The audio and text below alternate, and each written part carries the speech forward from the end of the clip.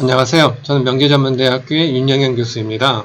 오늘 이 시간 여러분께 말씀드릴 내용은 코이카 프로젝트 사례에 대해서 말씀을 드리도록 하겠습니다. 이 사례들은 제가 2008년부터 코이카 프로젝트 PM으로 활동하기 시작하면서부터 제가 경험했던 여러가지 프로젝트들을 코이카의 각 진행 단계별로 나름의 경험을 담아서 여러분께 말씀을 드리도록 하겠습니다.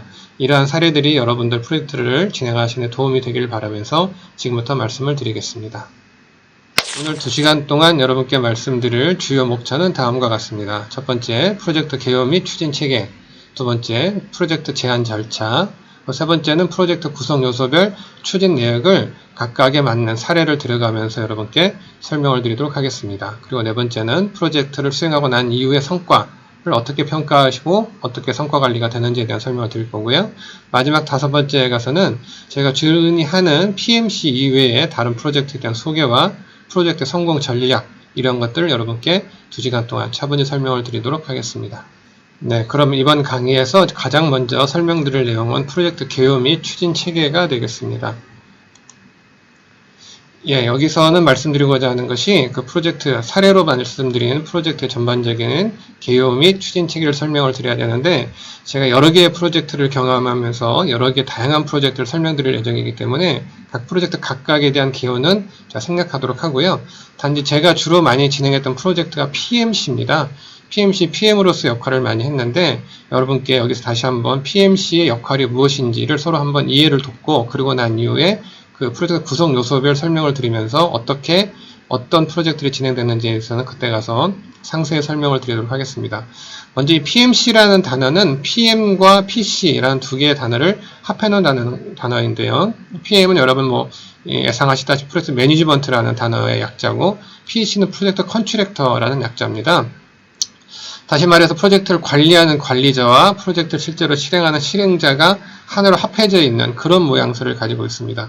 여러분들 잘 아시겠지만 일반적으로 건축을 할 때는 건축을 하는 것을 전반적인 일정을 관리하는 컨스트럭션 매니지먼트란 CM과 실제 건설을 담당하는 시공사가 분리되어서 역할을 담당을 하고 CM은 시공사가 업무를 제대로 수행을 하는지 우리 흔히 말할 때 CM이라고 말을 하지 않고 여러분들 감리라는 단어 많이 들어보셨을 겁니다.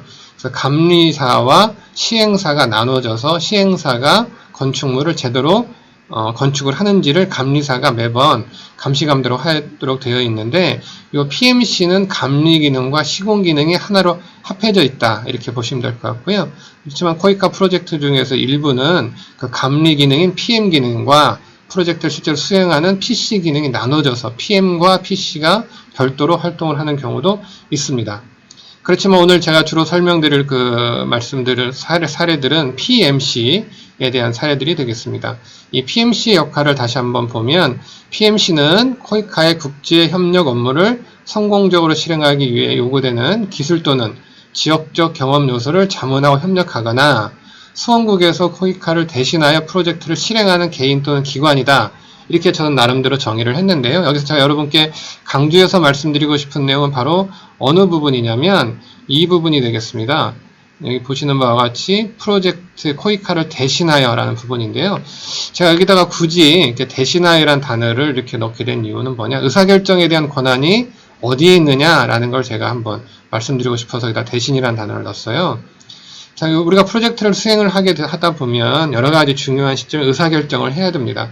그런데 자칫 잘못하다가 PMC 기관이 그 코이카와 사전 협의 없이 프로젝트에 대한 진행에 대한 전반적인 방향이라든가 예산 집행이라든가 기간이라든가 인력이라든가 프로젝트에 영향을 주는 중요한 요소를 코이카와 사전 협의 없이 본인들이 사업을 수주하고 본인들이 사업 시행 기관이니까 자신들의 뜻대로 변경하여서는 안 된다라는 것을 말씀드리고 싶은 겁니다.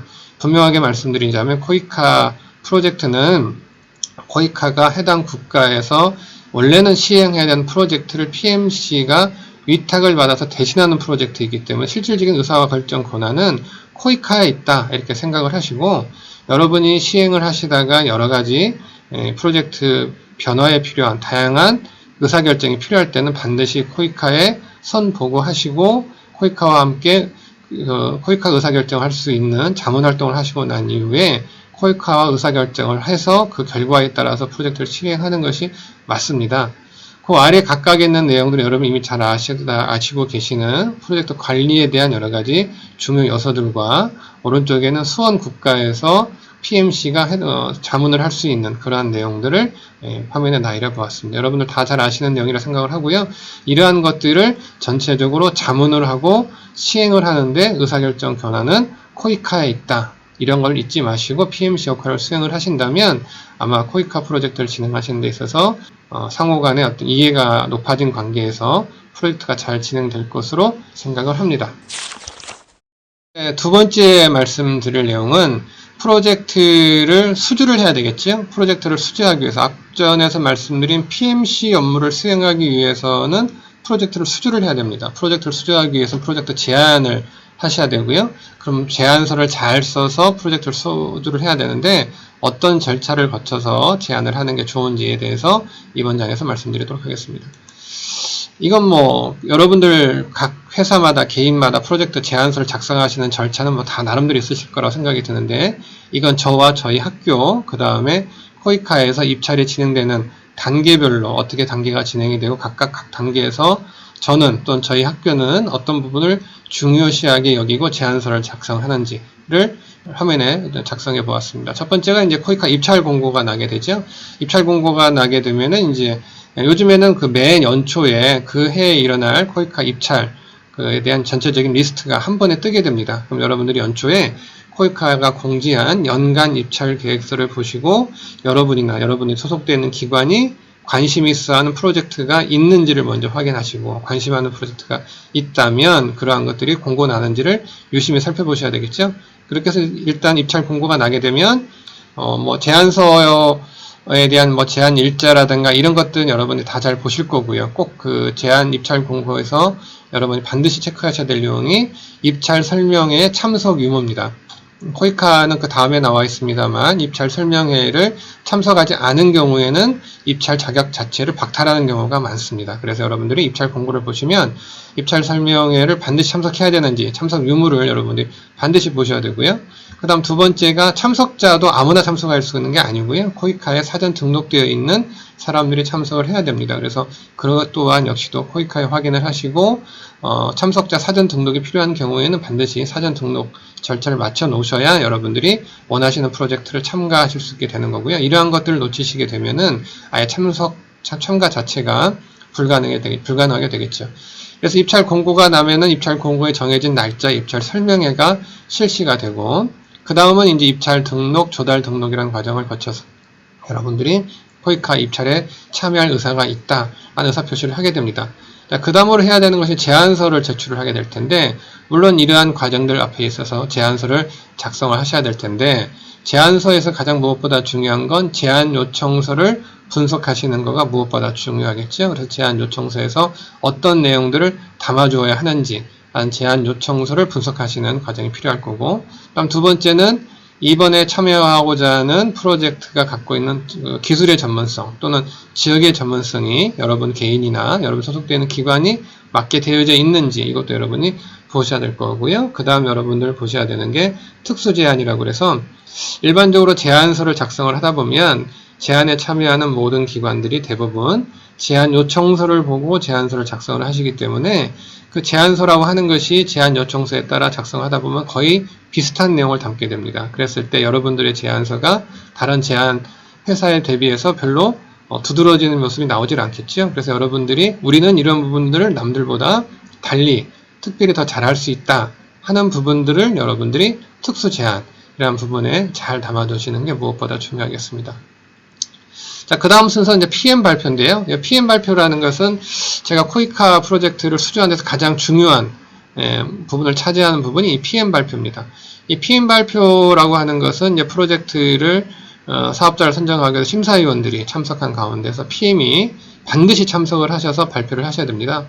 만약 이 자리에 PM이 어떠한 사유가 되었던지 간에 참석을 안 하시는 경우에는 프로젝트 참여 의사가 없는 걸로 알고 보통은 이제 거의 프로젝트를 수주하기 어렵게 되시죠. 그래서 PM 발표는 PM 당사자가 참석을 하셔야 됩니다. 그래서 PM 발표는 반드시 참석을 해야 된다.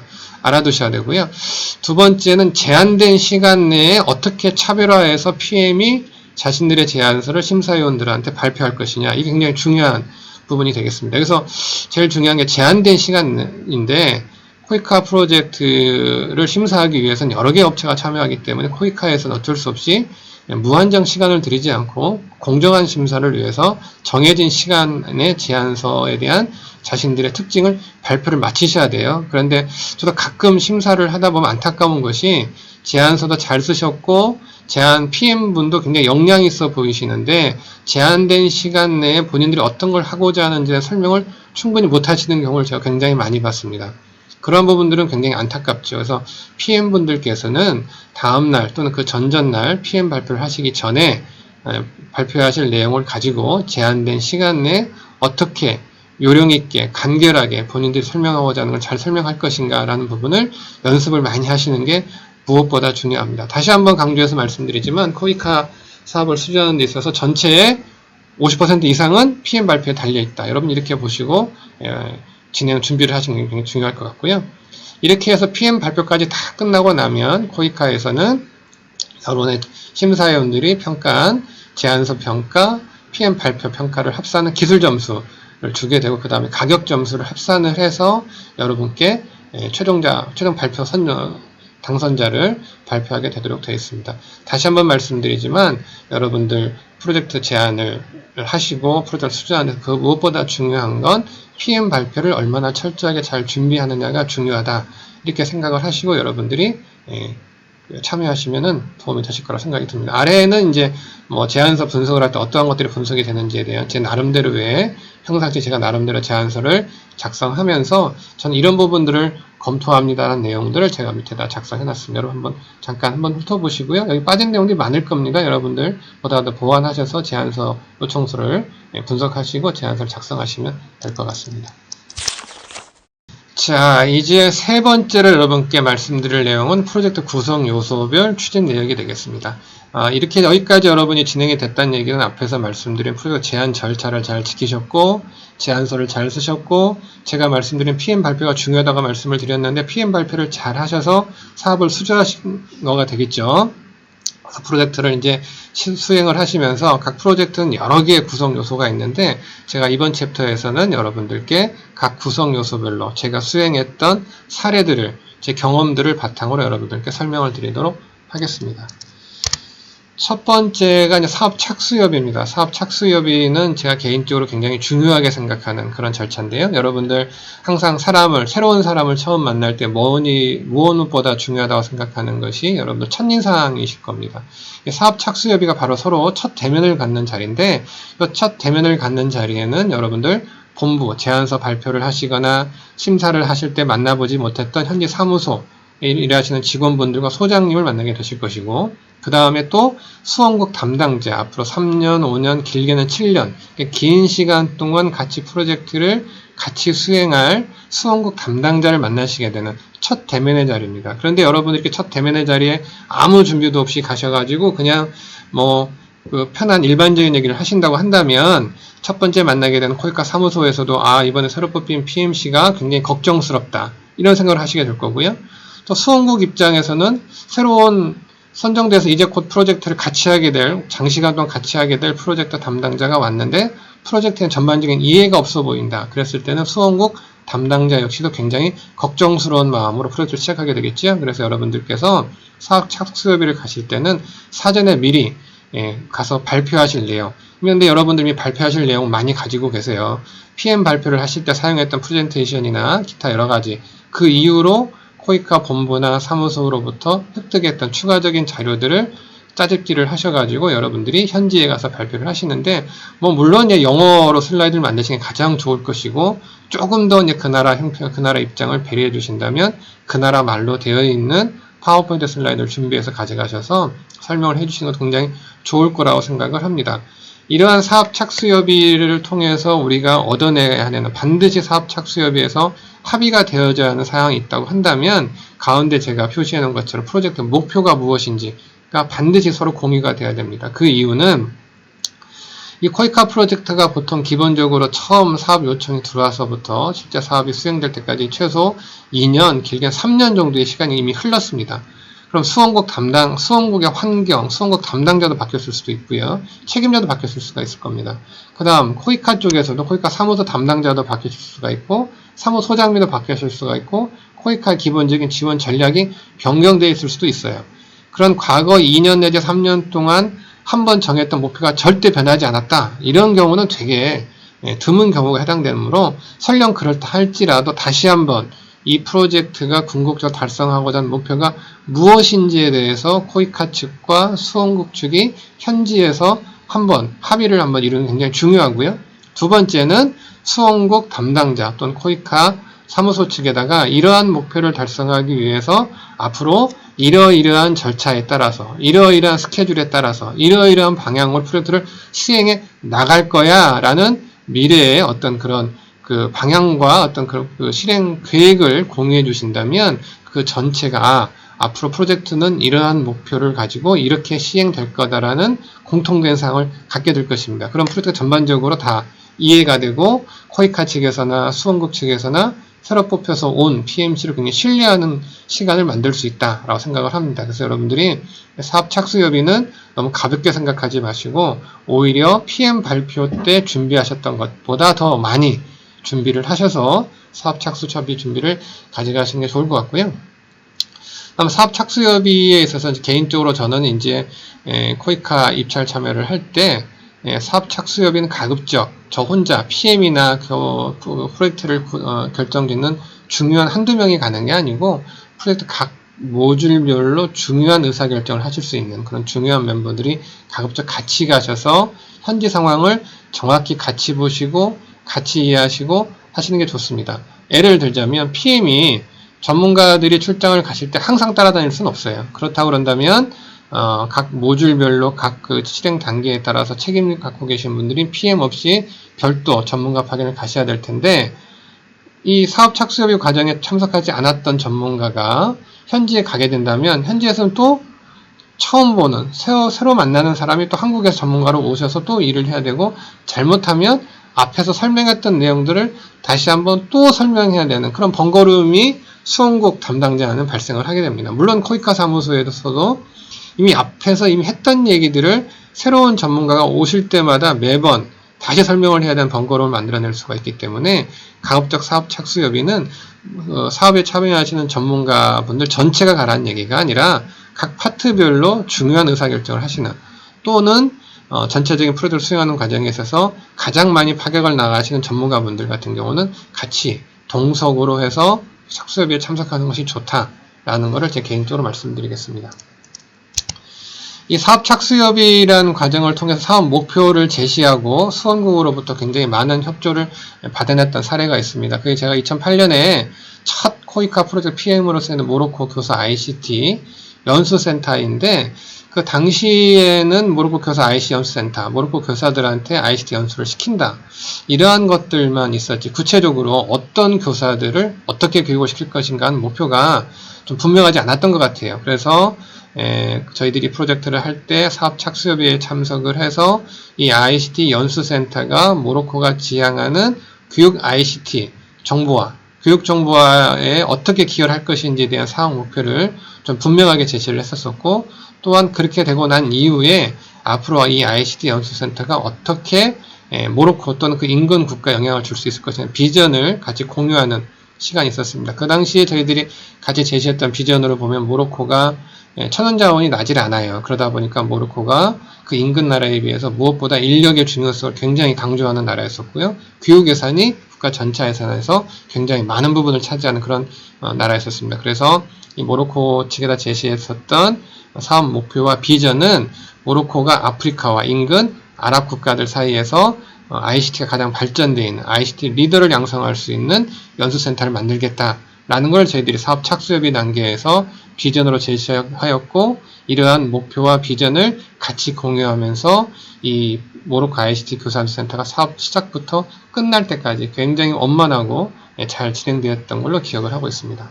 두 번째 사업 착수협의 과정에서 제가 또 이제 크게 변화가 있었던 사업 중에 하나는 미얀마 기술교사 교육원 사업이 되겠습니다. 이 사업 같은 경우는 최초에 미얀마가 이제 그 공업화를 달성하기 위해서 많은 우리 젊은 인재들이 필요하게 되어 있는데, 애석하게도 미얀마가 그 내전이라든가 여러 기간을 거치면서 교육 시스템이 완전히 많이 망가져 있었고, 학교의 시설이 굉장히 낙후되어 있었고, 그러다 보니까 그 젊은이들을 양성해야 될 기술 교사들의 그 역량 자정장이 좀 많이 낮아서 그 역량 강화할 필요가 있었습니다. 그래서 미얀마 기술교사 교육원의 첫 번째 목표는 미얀마에 있는 전문대학 또는 공업고등학교 교사들의 기술 역량을 높여준다라는 게 되어 있었는데, 이렇게 하다 보니까 이 기술교사 교육원이 교육할 수 있는 그 자원, 그러니까 수혜자 인원 자체가 작아지게 돼요. 그럴 수밖에 없는 게 기술교사 교육원 안에서 미얀마 내에 있는 모든 공과에 대한 교사를 다 양성할 수가 없거든요. 그렇다고 한다면 미얀마에서 저희들이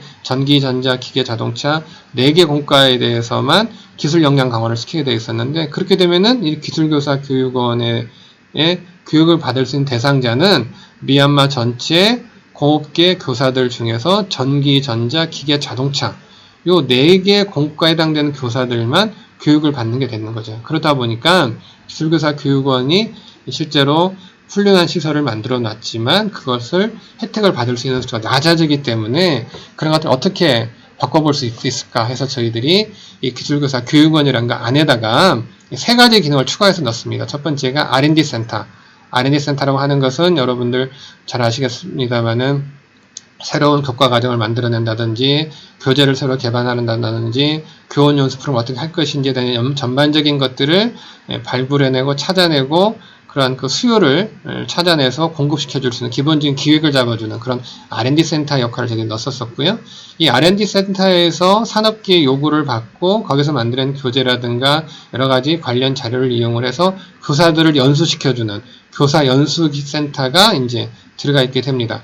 자, 이렇게 해서 이제 교사들이 연수를 받게 되면 이 연수를 받은 교사들이 학생들을 가르치기 전에 앞서서 자기들이 연습한 내용, 자신들이 배운 내용들을 학생들 어떻게 가르칠 것인가라는 것들을 한번 실습을 해봐야 되는데, 저희들이 그래서 이 기술교육원 안에다가 마치 사범대학교 부속고등학교 같은 그런 형태의 모델 GTI, 그래서 GTI는 미얀마에서 전문대학, 우리나라로 따지면 전문대학에 해당되는 학교인데, 그럼 모델 GTI, 4개 공과를 가지고 있는 모델 GTI를 그 안에서 운영을 하면서 교사들이 연수를 받으면 그 연수받은 내용을 그 모델 GTI에 가서 실제로 적용해서 강의를 해보고 거기서 피드백이 나오면 그런 것들을 다시 R&D 센터가 넘겨받아서 그 피드백 받은 내용을 개선을 하고 개선된 내용을 다시 또 교사들이 연수를 시키고 교사들 학생들한테 다시 또 시범 교육을 또 하고 이런 전반적인 사이클이 만들어지고 여기서 양성된 학생들은 다시 산업계 인력으로 보충이 돼서 산업 현장에서 일을 하게 되는 그런 선순환 구조를 만들어내는 걸로 저희들이 사업 계획을 변경을 했죠. 그래서 이렇게 변경이 된 형태로 현재 미얀마 기술교사 그 교육원이 프로젝트 아직도 진행 중이고 이제 거의 막바지 단계에 다다르고 있습니다. 이런 형태로 해서 사업 착수협의라는 것을 통해서 사업의 전반적인 목표라든가 사업의 실행 방안 것들이 큰 그림이 변경될 수도 있다라는 것을 여러분이 사례로 보시면 좋을 것 같고요. 이 사진은 바로 앞에서 말씀드렸던 미얀마 기술교사 교육원이 이제 이런 모양으로 지어질 예정이다 모양이 되겠습니다. 물론 이제 나중에 미얀마 양곤 여러분 잘 아시는 쉐다곤 파고다 근처에 가시면은 이제 이렇게 생긴 건물이 있게 될 텐데, 이거와 똑같지는 않습니다. 조감도기 때문에. 그렇지만 여러분 혹시 지나가시다가 보시면 이게 그런 코이카에서 그러한 절차를 거쳐서 미얀마에 설립해준 기술교사 교육원이다. 그러면 여러분이 보시면 좋을 것 같습니다. 자, 이제 사업 착수협의 사례가 또 한 가지가 또 있는데요. 제가 이렇게 사업 착수협의 과정에서 여러 가지 사례를 말씀드리는 이유가 사업 착수협의가 그만큼 중요하다. 여러분들 항상 이야기할 때 첫 단추를 꿰는 굉장히 중요하다 말씀을 드리는데, 마찬가지로 이 사업 착수협의 첫 단추가 해당되는 거 될 것 같고요. 이 아프간 교육문화센터 유치원은 저한테 굉장히 나름대로 의미 있는 그런 사업이었었고 그런 또 제안이었었고, 지금도 이 유치원을 생각을 하면 항상 좋은 기억과 그때의 기억이 많이 남는 그런 사업이 되겠습니다.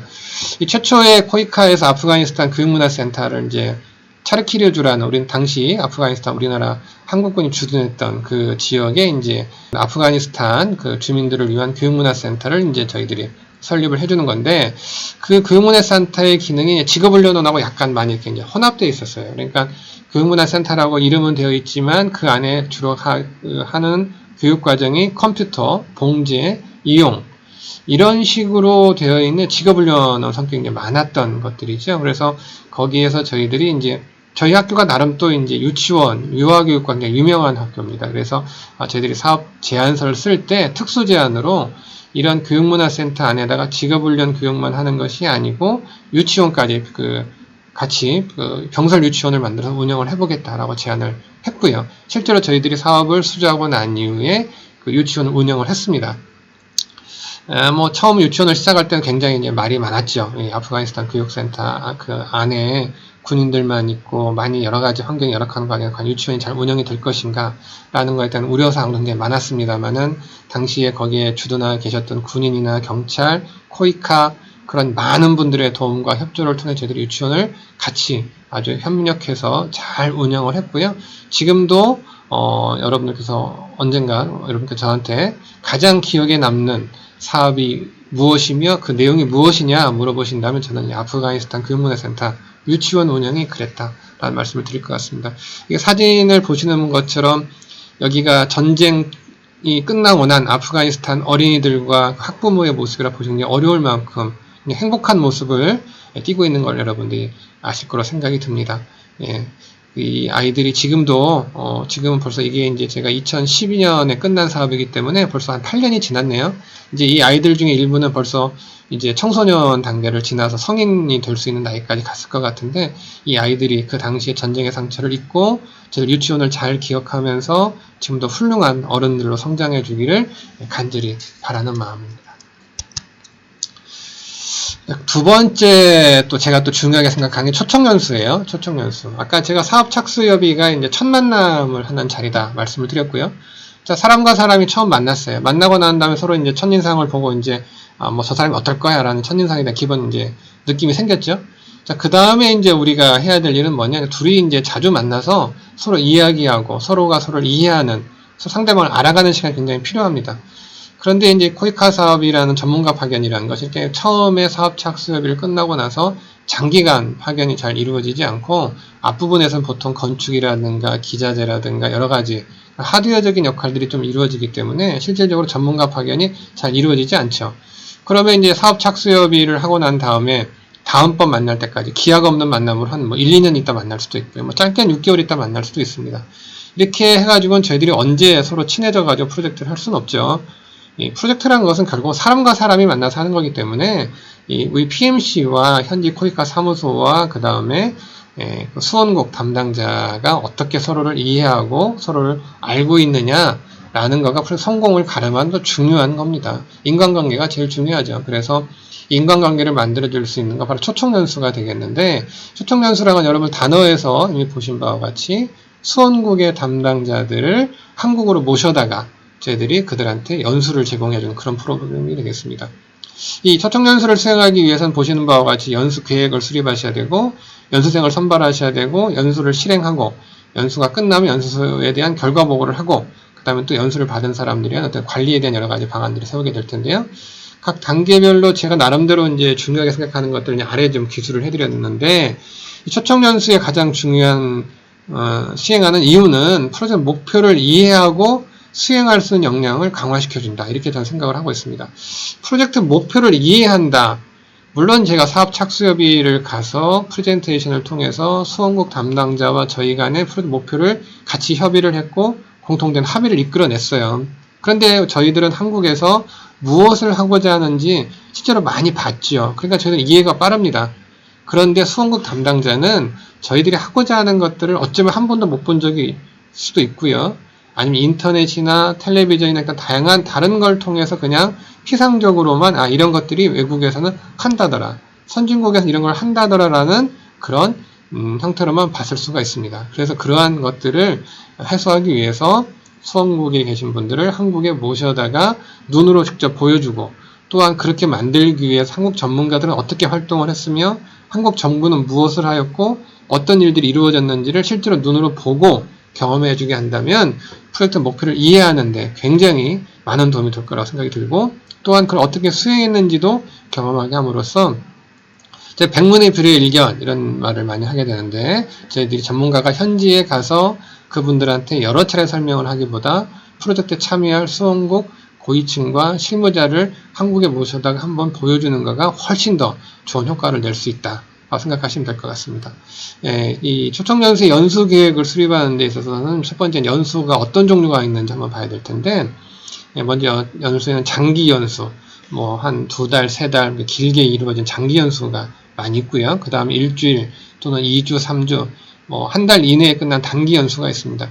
장기냐 단기냐에 따라서 교육과정에 대한 전반적인 계획이나 내용이나 시간 배분이 다 달라질 것이고요. 그 다음에 누가 올 거냐? 이 초청 연수에 오는 사람이 전문가가 와서 실제로 돌아가서 본인이 어떤 일을 하는데 필요한 기술을 가르치는 연수를 할 거냐? 아니면 그게 아니라 수원국에서 의사결정을 담당하는 고위층이나 의사결정자들이 와서 중요한 의사결정을 하는데 도움이 될 수 있는 그러한 내용들을 강의할 거냐라는 것들에 대한 충분한 사전 분석을 통해서 초청연수의 기본 계획을 수립을 하셔야 될 것 같고요. 계획이 끝나고 나면 두 번째 해야 될 일이 그럼 실제로 누가 연수를 하러 올 거냐라는 거가 정리가 돼야 되는데, 이 연수생 선발에는 항상 고민이 있어요. 어떤 고민이냐? 여러분 벌써 이미 눈치채고 계시겠지만 이 연수생이 과연 진짜 공정하게 선발됐을까라는 거에 대한 고민이 항상 있습니다. 이건 뭐 고위층이든 기술 전문가가 됐든 장기든 단기든 어느 부분에 다 있는데, 그러한 것들을 잘 원만하게 해결해내는 게 또 PM의 역량입니다. 뭐 제가 딱히 여기서 어떻게 하라는 말씀을 드리기는 어려울 텐데, 그 이유는 수원국 담당자의 기본적인 성향이라든가 수원국이 그동안 해왔던 관례라든가 여러 가지 것들이 있을 겁니다. 그렇지만 무엇보다 중요한 건 저희들이 이 연수생을 선발하는 과정이 굉장히 공정하게 이루어져야 되고, 또 공정한 과정을 통해 선발된 연수생들이 와서 그 연수를 받고 돌아가서 실질적으로 저희 프로젝트에 도움이 되는 그러한 기획을 만들어줘야 된다라는 측면에서 연수생 선발 과정에 대해서 수원국 의사결정자, 수원국 담당자, 코이카 모두들이 참여해서 공정한 연수생 선발이 될 수 있도록 노력해야 될 것 같고요. 연수생은 기본적으로 언어에 대한 기본적인 부분이 해결이 돼야 되겠죠. 그 다음 가장 중요한 건강입니다. 연수를 하러 와서 건강 상태가 좋지 않아가 다시 중도에 귀국을 해야 된다든지, 그렇게 된다면 저희들 입장에서는 굉장히 중요한 예산을 낭비하게 되고, 한 명이라도 더 연수를 받아서 돌아가서 저희 프로젝트에 도움이 돼야 되는데 그 인원이 줄어들게 되고, 그런 문제점들이 있습니다. 그래서 연수생에 대한 언어나 건강 이런 부분 잘 챙겨보셔야 될 것 같고요. 그 외에 실시 방안이라든가 어떤 것들이 포함되어야 되는지 라는 부분과 마지막에 이제 관리 방안에 대해서는 여러분은 보시는 바와 같이 연수를 하고 돌아갔는데 그 돌아온 연수생들 다 다른 부처로 발령이 나서 실제 하나 참여를 하지 않아요. 또는 아예 뭐 사표 내고 더 좋은 회사로 가버린다라든지 뭐 이런 경우가 실제로 있습니다. 자, 그런 것들을 어떻게 그러면 이제 막아줄 거냐? 물론 저희들이 연수생 선발 과정에서 연수에 참여하기 위해서는 뭐 1년 또는 2년 동안 다른 부처로 갈 수 없다, 여러 가지 다양한 형태의 각서를 받게 되는데, 그 각서라는 거의 어떤 구속력이라는 측면에서 저희들이 조금 고민을 하게 되죠. 그래서 물론 각서를 받아서 그 사람들이 연수를 마치고 돌아와서 저희들이 하는 프로젝트에 강제적으로 참여하게 만들 수 있겠습니다만은, 그보다 더 중요한 건 연수생들이 돌아와서 자발적으로 프로젝트에 참여해서 적극적으로 프로젝트를 실행할 수 있도록 만들어내는 것이 각서 100장을 받는 것보다 훨씬 더 중요하다. 그럼 그걸 누가 할 거냐? 결국은 PMC 기관이 그러한 것들을 잘 만들어내고, 오른쪽에 보시는 바와 같이 인센티브제를 제공한다든지 아니면 또 추가 연수 기회를 제공한다든지 여러 가지 다양한 형태의 자발적 참여 동기부여를 만들어내는 게 중요하다라고 말씀드리겠습니다. 이미 너무 잘 아시는 내용이라 생각이 듭니다. 그 다음 이제 여러분께 말씀드리고 싶고자 하는 내용은 이제 PMC 현지 사무소예요. 최근 들어 코이카 프로젝트를 보면 이제 전문가 파견 기간이 많이 들어가고 장기로 파견되어 있는 거 굉장히 많습니다. 물론 이제 그 이제 단기 파견이 많았죠. 그러다 보면은 전문가 파견 연속성도 떨어지고 프로젝트가 뭐 그때그때 굉장히 방향이 바뀌기 때문에 이제 여러 가지 그 프로젝트 사례를 기반으로 최근에 코이카는 프로젝트가 시작이 되면 전문가를 장기로 파견하는 경우가 굉장히 많아졌어요. 프로젝트 제안 요청서를 보시면 아시겠습니다만, 이 프로젝트에 이제 장기로 파견하는 분이 생기시면 당연히 사무소가 있어야 되겠죠. 사무소의 위치는 이제 뭐 완전히 PMC가 별도로 사무소를 차릴 수 있을 것이고요. 코이카 사무소는 있기도 하겠고, 뭐 여러 가지 방안이 있겠습니다만, 이거 다 별로 좋은 방법이 아닙니다. 이 PMC 현지 사무소는 뭐니 해도 수원국 PM 파트너가 있는 건물 안에 어떻게든 사무소를 확보를 하셔야 돼요. 그래서 언제든지 협의할 사항이 있고 같이 이야기할 사항이 있으면 바로바로 가서 그 담당자 간에 이제 서로 한번 협의를 하시고 이해를 하셔야 되는 이제 그런 것들이 있는데, PMC 현지 사무소 하다가 이제 제가 아주 겪은 재미있다면 재미있고 웃긴 얘기를 하자면, 어떻게 이제 모로코, 제 첫 번째 프로젝트가 모로코라고 말씀을 드렸는데, 모로코에 가서 이제 PM인 저하고 그 사업 담당자 파트너가 이제 같은 방 바로 옆 책상에다가 이제 자리를 만들어 놨어요. 그래서 저는 이제 한국식으로 아침 9시에 출근해서 6시에 퇴근을 하는 줄 알고 첫 출근해서 이제 혼자 열심히 앉아서 이제 일을 했죠. 첫 출근인데 혼자 일찍 퇴근할 수는 없으니까 6시까지 꿋꿋하게 남아서 있었습니다. 근데 이제 어느 순간 중간에 보니까 저희 사업 책임자도 없고, 오전에 어디 나간다고 나간 다음에 들어오지도 않고 그다음에 없었어요. 퇴근하려고 이제 아래층을 내려가 보니까 문이 다 잠겨 있는 거죠. 문이 왜 잠겨 있냐? 그 모로코는 아침 8시 출근, 오후 4시 퇴근. 점심시간이 없었어요. 그러니까 그 건물에 근무하시는 분들이 사무실에 아무도 없는 줄, 6시니까 당연히 아무도 없는 줄 알고 문을 잠궈서 제가 전화를 걸어서 겨우겨우 문을 열고 이제 첫날 첫 출근에 이제 갇혔다가 나온 사례가 있습니다. 그래서 여러분들 이 사무소 확보를 하셨으면 근본적으로 사무소 근무 시간은 몇 시인지, 언제 문을 닫는지, 주차장은 어떻게 쓰는지, 이런 것들 여러분들이 꼭 숙지하셔야 될 사용 중에 하나가 되겠습니다. 그 다음엔 현지 인력을 채용을 하는 건데, 현지 인력 채용이 그렇게 녹록한 일은 아닙니다. 저희들이 이제 통역으로 현지 인력을 채용을 하거나, 또 아니면 이제 그 현지 통역은 아니더라도 현지 여러 가지 다양한 일을 하기 위해서 현지 인력들을 채용을 하게 되는데, 때로는 이제 운전을 해주실 기사분으로 채용할 수도 있겠죠. 그러나 여러분이 조심할 거는, 그 현지 인력을 채용할 때는 그 나라 현지 노동법을 반드시 참조해서 보셔야 됩니다. 어찌됐건 그 나라에서도 나름대로 노동법이라는 게 있고요. 저희들이 참 그런 우습게 생각하기 쉬워요. 이게 이제 파트너 국가, 파트너 기관이다 보니까 아마 노동법이 별반 잘 되어 있지 않을 거야 라는 착각을 하시기가 쉬운데, 절대 그렇지 않다. 오히려 우리나라 노동법보다 훨씬 더 규정이 까다롭고 어려울 수도 있다. 그래서 여러분들이 다시 한번 당부의 말씀을 드리는 건, 현지 인력을 채용하실 때 그 계약서를 작성하실 텐데, 그 계약서를 작성함에 있어서 PMC, 그러니까 온 지 얼마 되지 않는 PMC가 계약서를 그냥 작성하지 마시고 반드시 코이카 사무소 또 대사관에 있는 고용 담당 영사 이런 분들의 도움을 받아서 계약서를 작성하시는 게 좋다라는 말씀을 드리겠습니다.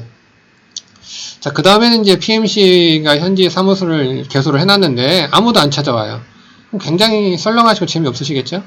어떻게든 이제 거기 가 있으니까 이제 많은 친구를 사귀어야 되겠죠. 물론 저희 사업 파트너하고도 좋은 인간관계를 맺어야 되겠지만, 사업 그 담당자와 이외에도 다른 많은 사람들과 좋은 인간관계를 맺어야 될 텐데, 결국은 그러기 위해서는 이제 제가 일일이 찾아다니면서 다 인사하고 찾아갈 수는 없고요.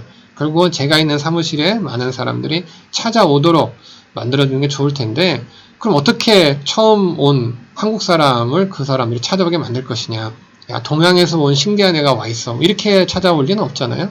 그렇다고 그런다면 이제 여러분들이 아래 보시는 바와 같이 간단한 홍보물 같은 걸 준비해 놓고 여러분들이 가지고 계시면 좋을 것 같습니다. 누가 지나가다가 그냥 가볍게 인사를 하고 서로 프로젝트에 대한 이야기를 했는데, 예상치도 않았던 한국 전통, 제가 이거 만든 건 이제 명함, 나무로 된 명함 케이스를 만들어서 제가 비치하고 있었는데, 이거 하나를 줬어요. 다음부터는 그 명함 케이스를 받고 싶어서 자진을 찾아옵니다. 근데 여러분들 이제 잘 아시겠습니다만은 이 명함 케이스 가격이 좀 됩니다. 이 홍보물 가격으로는. 그러니까 이제 좀 다양한 형태의 선물이 필요하죠. 명함 케이스도 있어야 되고 볼펜도 있어야 되고, 여러분들이 조금은 이제 만나는 상대에 따라서 여러분들 선물의 종류를 좀 잘 구분 지으셔서 준비하고 있으시다면 프로젝트에 참여하는, 앞으로 프로젝트에 도움을 될 수 있는 그 현지의 많은 그 전문가들 여러분이 사귀실 수 있는 기회가 되실 걸로 생각을 합니다. 그렇다고 너무 많은 돈을 쓰시면 안 되고요. 여러분들이 사업 범위 내에서 여러분 적절하게 하시는 것도 이제 방법이 되시겠죠. 자, 이제 프로젝트 구성 요소 중에서 어쩌면은 가장 시간을 많이 써야 되고 가장 많은 정성을 들여야 되고, 저희 흔한 말로 가장 속을 많이 썩이는 것 중에 하나는 건축 부분입니다. 이제 그럴 수밖에 없는 게 한국에서는 뭐 건물 하나 짓는다 그러면 그냥 후다닥 뭐 빨리 그것도 아주 튼튼하게 잘 짓죠. 그렇지만 보통 저희들이 프로젝트를 수행하는 수원국에 가보시면 건축이 그렇게 쉽게 잘 진되지 않습니다. 물론 자재를 구하기도 너무너무 어렵고 뭐 날씨도 덥고 비도 많이 와서 우기는 피해야 되고 건기에만 건설을 해야 된다라든지 이런 자재는 있고 이런 자재는 없다라든지 법도 많이 다르고 많은 정성이 들어가고 또 가장 또 외관상으로도 남아서 오랫동안 이제 그 한국에서 해준 그런 건물이야 라고 홍보 효과를 담당해야 되는 게 굉장히 허술하게 지을 수도 없고, 그래서 아까 말씀드린 것처럼 가장 속도 많이 썩이고 가장 많은 정성이 들어가야 되는 게 건축이 될 텐데, 보통은 PMC, PM이 이제 요즘에는 건축을 다 관여하진 않죠.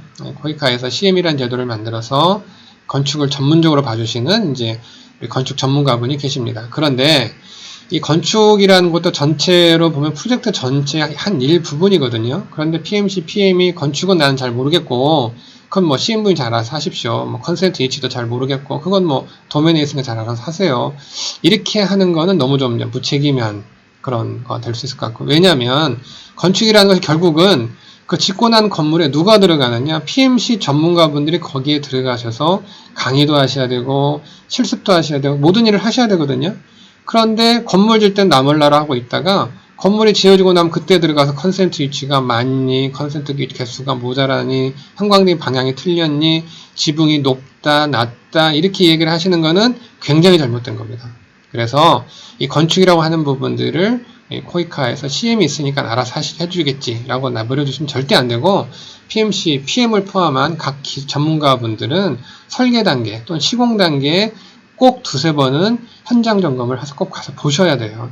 정말 그건 제가 강조해서 말씀드리고 싶은 사항입니다. 그래서 먼저 이 PM이나 PMC 전문가분들이 건축 지원을 할 때 각 단계별로, 진행 단계별로 한 번쯤은 절차상 알아뒀으면 좋겠다는 내용들을 저기다 한번 작성을 한번 해봤습니다. 첫 번째가 이제 설계 전 단계입니다. 설계 전 단계에서 한번 봐야 될 건, 왜냐하면 이제 설계가 본격적으로 수행되기 전에 PMC가 사전, 그러니까 사업 착수협의도 갔다 오고 또 전문가 파견도 하고 초청 연수도 했을 수도 있겠죠. 자, 그런 과정을 통해서 수원국가의 특성을 알아야 될 텐데, 그날의 기후는 어떤지, 평균 기후는 어떤지, 건기가 있는지 우기가 있는지, 아니면 1년 내내 비만 오는지, 이러한 여러 가지 것들에 대한 환경을 잘 이해하시고 있는 게 굉장히 도움이 되겠죠. 그래서 이 나라에서는 건기와 우기가 있기 때문에 건기와 우기를 대비해서 냉난방은 어떻게 할 것인지, 조명은 어떻게 할 것인지, 이런 것에 대한 고민이 좀 필요하실 거고요. 그 다음에 이제 설계 단계에 있어서는 이제 인허가에 관련된 문제가 나와야 됩니다. 그런데 이 설계 단계에서 이제 인허가에 대한 문제가 언급이 되겠습니다만, 이건 이제 CM분이 잘 알아서 해주시니까 제가 걱정할 게 별로 없는데, 설계 단계 PMC가 관여해서 꼭 해야 될 부분은 이 건물을 사용하고자 하는 목적에 따라서, 아까 말씀드린 건 컨센트 위치라든가 천장의 높이라든가, 그 다음에 제일 중요한 게 여러분들 가볍게 보실지 모르겠습니다만은 출입문의 크기입니다. 특히 직업훈련 분야에서 그런 경우가 굉장히 많이 생기는데요. 건물을 다 지어놨어요. 다 지어놨는데 나중에 기자재를 늘려다 보니까 문이 너무 작아요. 문의 높이가 작든지 문의 넓이가 작든지, 그런 경우는 기자재를 부숴서 갖고 다시 조립할 수 있으면 좋겠죠.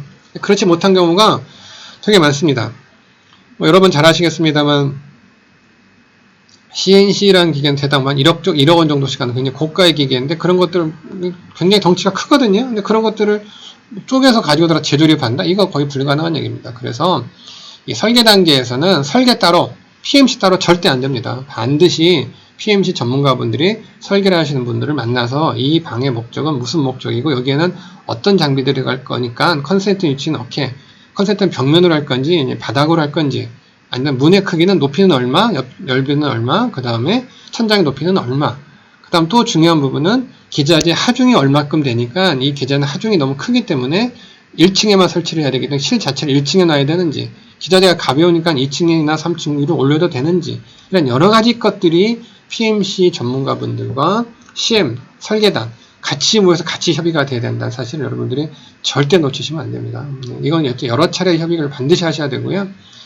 자, 그 다음에는 이제 입찰 단계입니다. 입찰 단계에 있어서는 이제 시공사를 선정하는 단계겠죠. 시공사 선정 단계에 있어서는 이제 코이카 조달팀하고는 CM분이 관여해서 입찰을 하시는데, 그래도 뭐 어떻게 진행되는지 여러분 한 번쯤은 봐두시면 좋을 것 같고, 시공 단계라고 하는 부분, 실제로 이제 설계에 따라 시공이 이루어지는 부분인데, 여러분 아시겠지만 설계가 100% 다 될 수는 없거든요.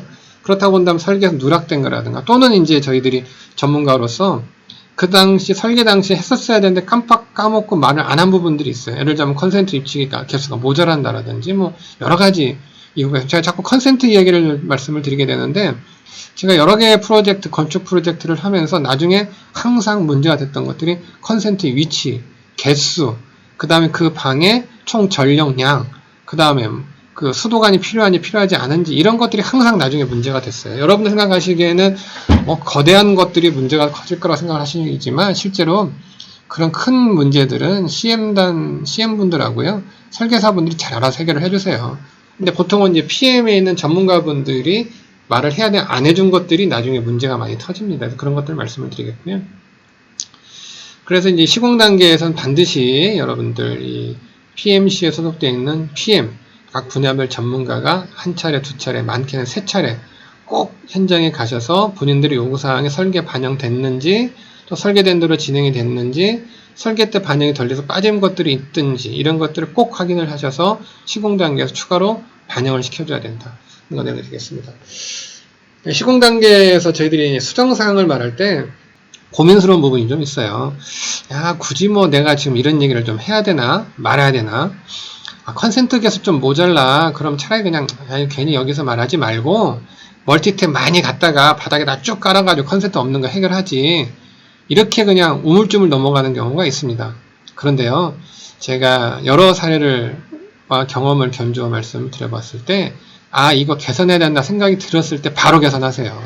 나중에 이거 어떻게 다른 방법을 적당히 보완할 수 있을 거야 했었을 때는 굉장히 큰 문제를 야기시켜 줄 수도 있습니다. 아까 말씀드린 것처럼 문 크기가 약간 작아 보여요.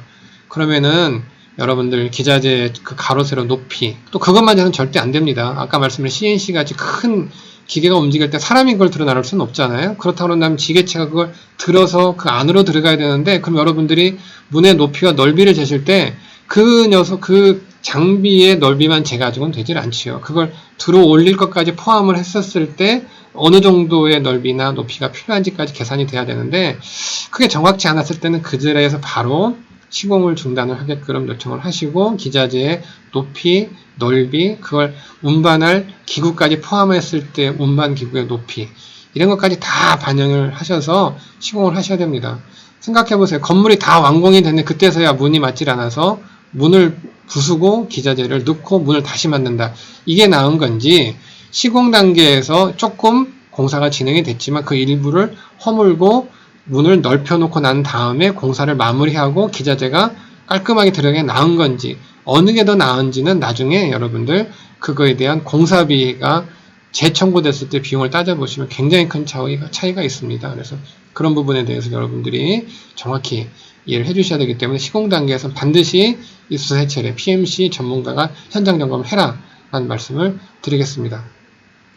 그 다음에 이제 건축의 마지막 단계는 이제 건축을 종료하는 거죠. 이제 시공사가 건축을 다 마치고 준공검사를 끝내고 돌아가는 과정입니다. 준공검사가 끝나게 되면 이제 여러분들 그 다음에 바로 이제 유지보수 단계에 들어가기 때문에 이제 완전히 상황이 바뀌게 되죠. 그래서 여러분들 PMC, PM이나 전문가분들은 물론 이제 준공검사는 이제 CM분들께서 나서서 전체적인 준비를 진행을 하시겠습니다만, 가급적이면 PMC 전문가들이 건축 검수, 아까 말씀 중간 검토를 다녀오시고, 그다음에 또한 마지막 검수를 하실 때도 가셔서 본인들이 이야기했던 사항들이 제대로 다 반영이 돼서 사업 건축물 그 준공검사가 나는지를 꼭 확인을 해보시는 것을 적극 권장해 드립니다. 아까 말씀드린 것처럼 나는 이야기를 다 했어요. 그런데 그런 것들이 반영되지 않고 준공검사가 끝났습니다. 나중에 이제 PMC의 전문가분들이 가셔서 내가 이거 이야기했던 것들인데 하나 반영이 안 됐네. 이제도 반영을 좀 해주세요. 라고 했을 때 이제 교육은 시작해야 되는데 일부 건축물을 손을 봐야 된다? 이건 굉장히 여러 가지 프로 전체 일정에 영향을 주겠죠. 그래서 여러분들이 아까 말씀드린 것처럼 PMC 기관이라고 해서 건축에 나는 관여하지 않는다. 이건 굉장히 잘못된 생각이다. 라고 말씀드리겠습니다. 아까 앞전에서 저희들이 이제 건축을 하기 전에 그 예비조사, 사전조사를 이제 물론 하겠지요. 그렇지만 PMC 기관에서도 사전조사, 건축 사전조사 단계에서 이러이러한 체크리스트를 좀 가지시고 이 체크리스트에 따라서 한 번쯤은 점검해 보시는 게 좋겠습니다.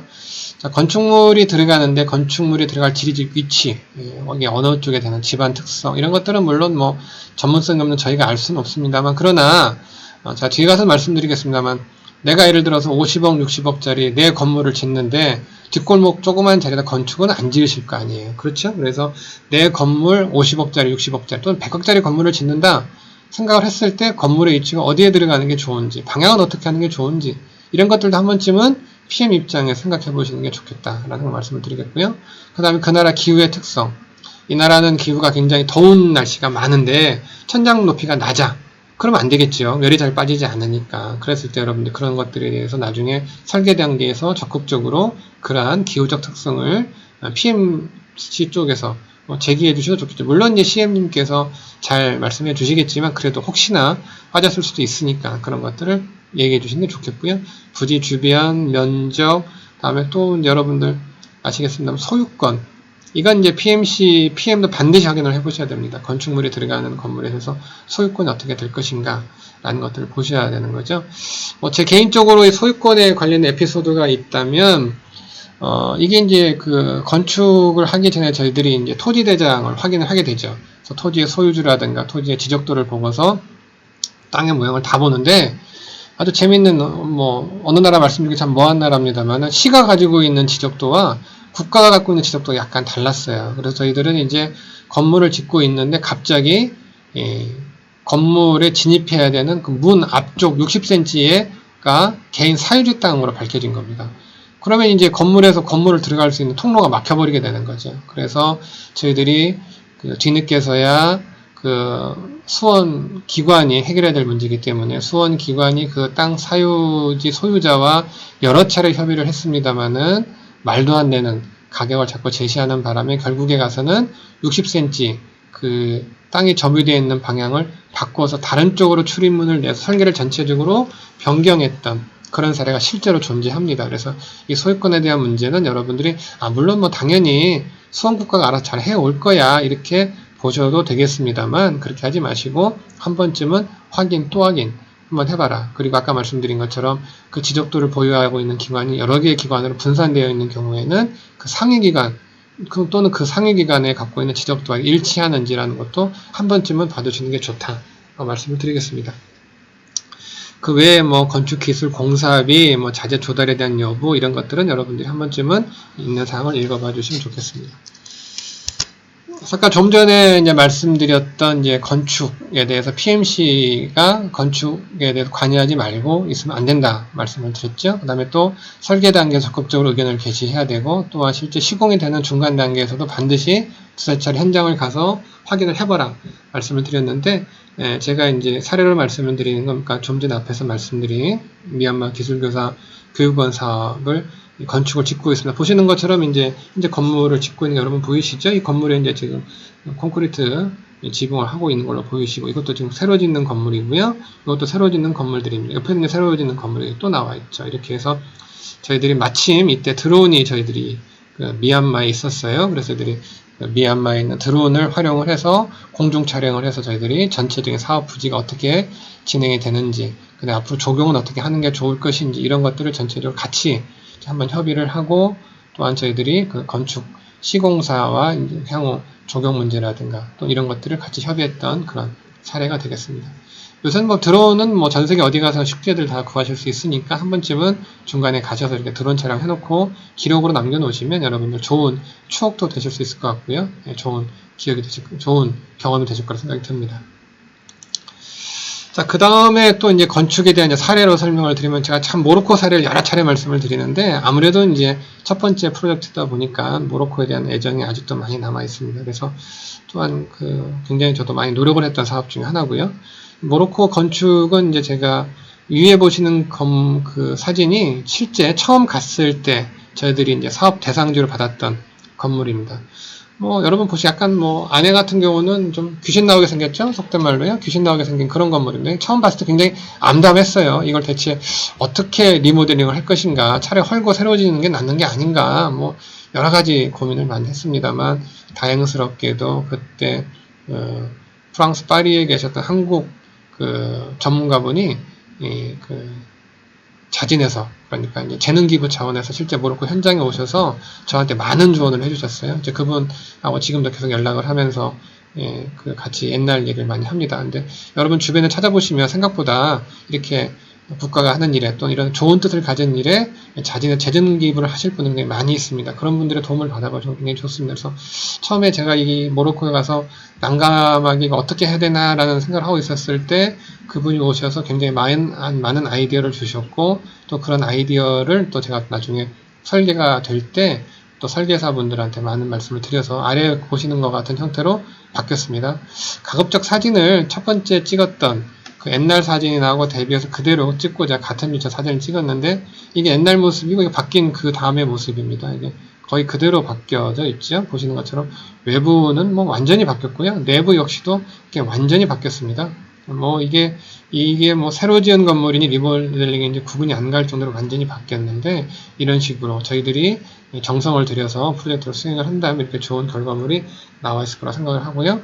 이 모로코 같은 경우는 제가 그 뒤로 프로젝트가 끝나고 한 5년, 6년 지나고 난 다음에 이제 개인적으로 이제 스페인하고 모로코를 여행 갈 일이 있어서 센터를 한번 실제로 가봤는데 이 건물이 아직도 그대로 잘 남아있고 아직도 잘 사용되고 있고 많은 교사들이 연수를 받고 있는 것을 보고 굉장히 기쁘게 생각했던 그런 건물이 되겠습니다.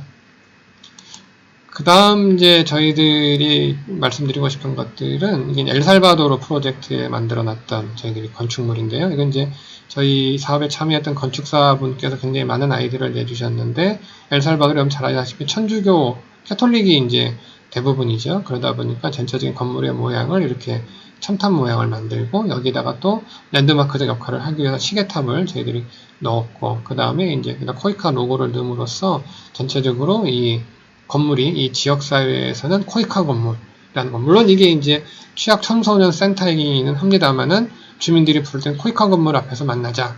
이렇게 주민들이 불리어지게 되는 건물이 됐습니다. 이 지역에서 랜드마크 역할을 하고 있게 되는 거죠.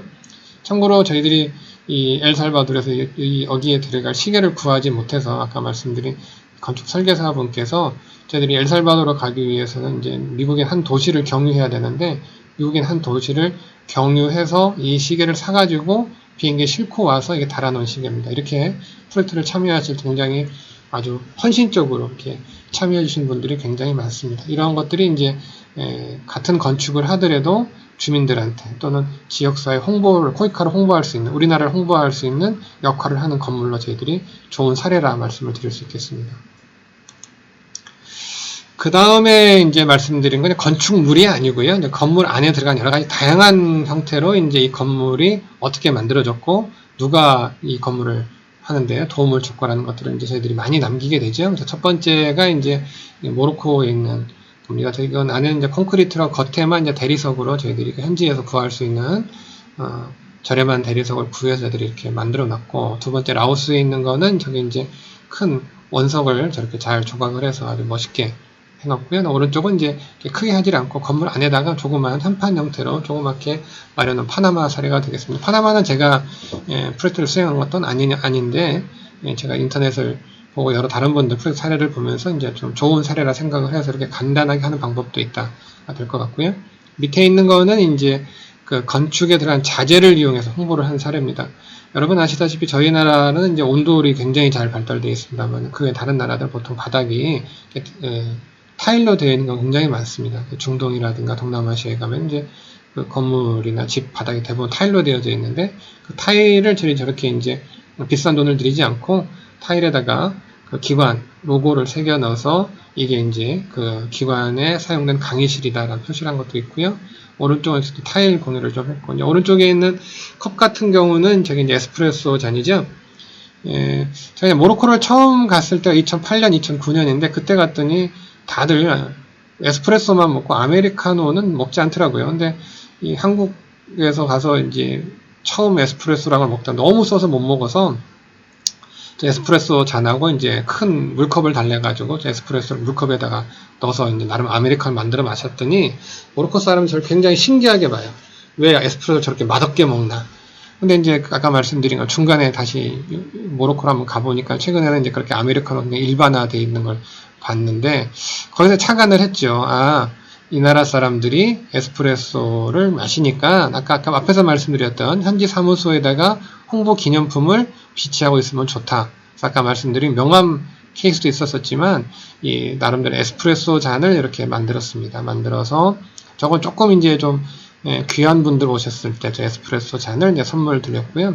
참고로 저희 학교에는 도자기 학과가 있어요. 그래서 저희 학생들한테 에스프레소 잔 그 디자인 공모를 하고 공모된 그 에스프레소 잔을 실제로 저희 학교에서 제작을 해서 코이카에 납품을 하고 납품된 그 에스프레소 잔을 홍보 물건으로 모로코 사무소에서 사용했던 실제 사례입니다. 그래서 여러분들이 프로젝트를 하시면서 여러분 소속되어 있는 기관이나 또는 주변 아까 말씀드린 프랑스에서 그 재능기부 차원에서 오셔서 설계 자문을 해주셨던 분이나 또 본인이 설계를 맡고 있는 건물을 아주 완성도를 높이기 위해서 미국에 중간 경유해서 거기서 시계를 사서 들고 오는 설계사분이나 또는 학교에 있는 여러 가지 학과를 활용해서 프로젝트가 전체적으로 밋밋하지 않고 재미있게 흘러갈 수 있도록 만들어내는 많은 아이들을 여러분이 만들어 보신다면 여러분들 아마 많은 기억이 남는 프로젝트가 되실 거로 생각을 합니다.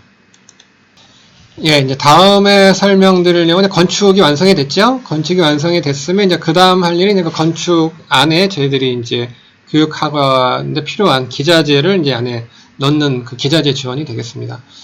이 기자재 지원에서 이제 가운데 빨간 글씨로 설명이 되어 있는데 제가 개인적으로 생각하는 기자재는 그 나라에서 최상의 것을 하기보다는 현재 적합한, 최적한 기자재를 선정하고 운영하는 게 좋다라는 말씀을 드리겠습니다. 그래서 이 PMC 역할이 굉장히 중요하게 되는 거죠.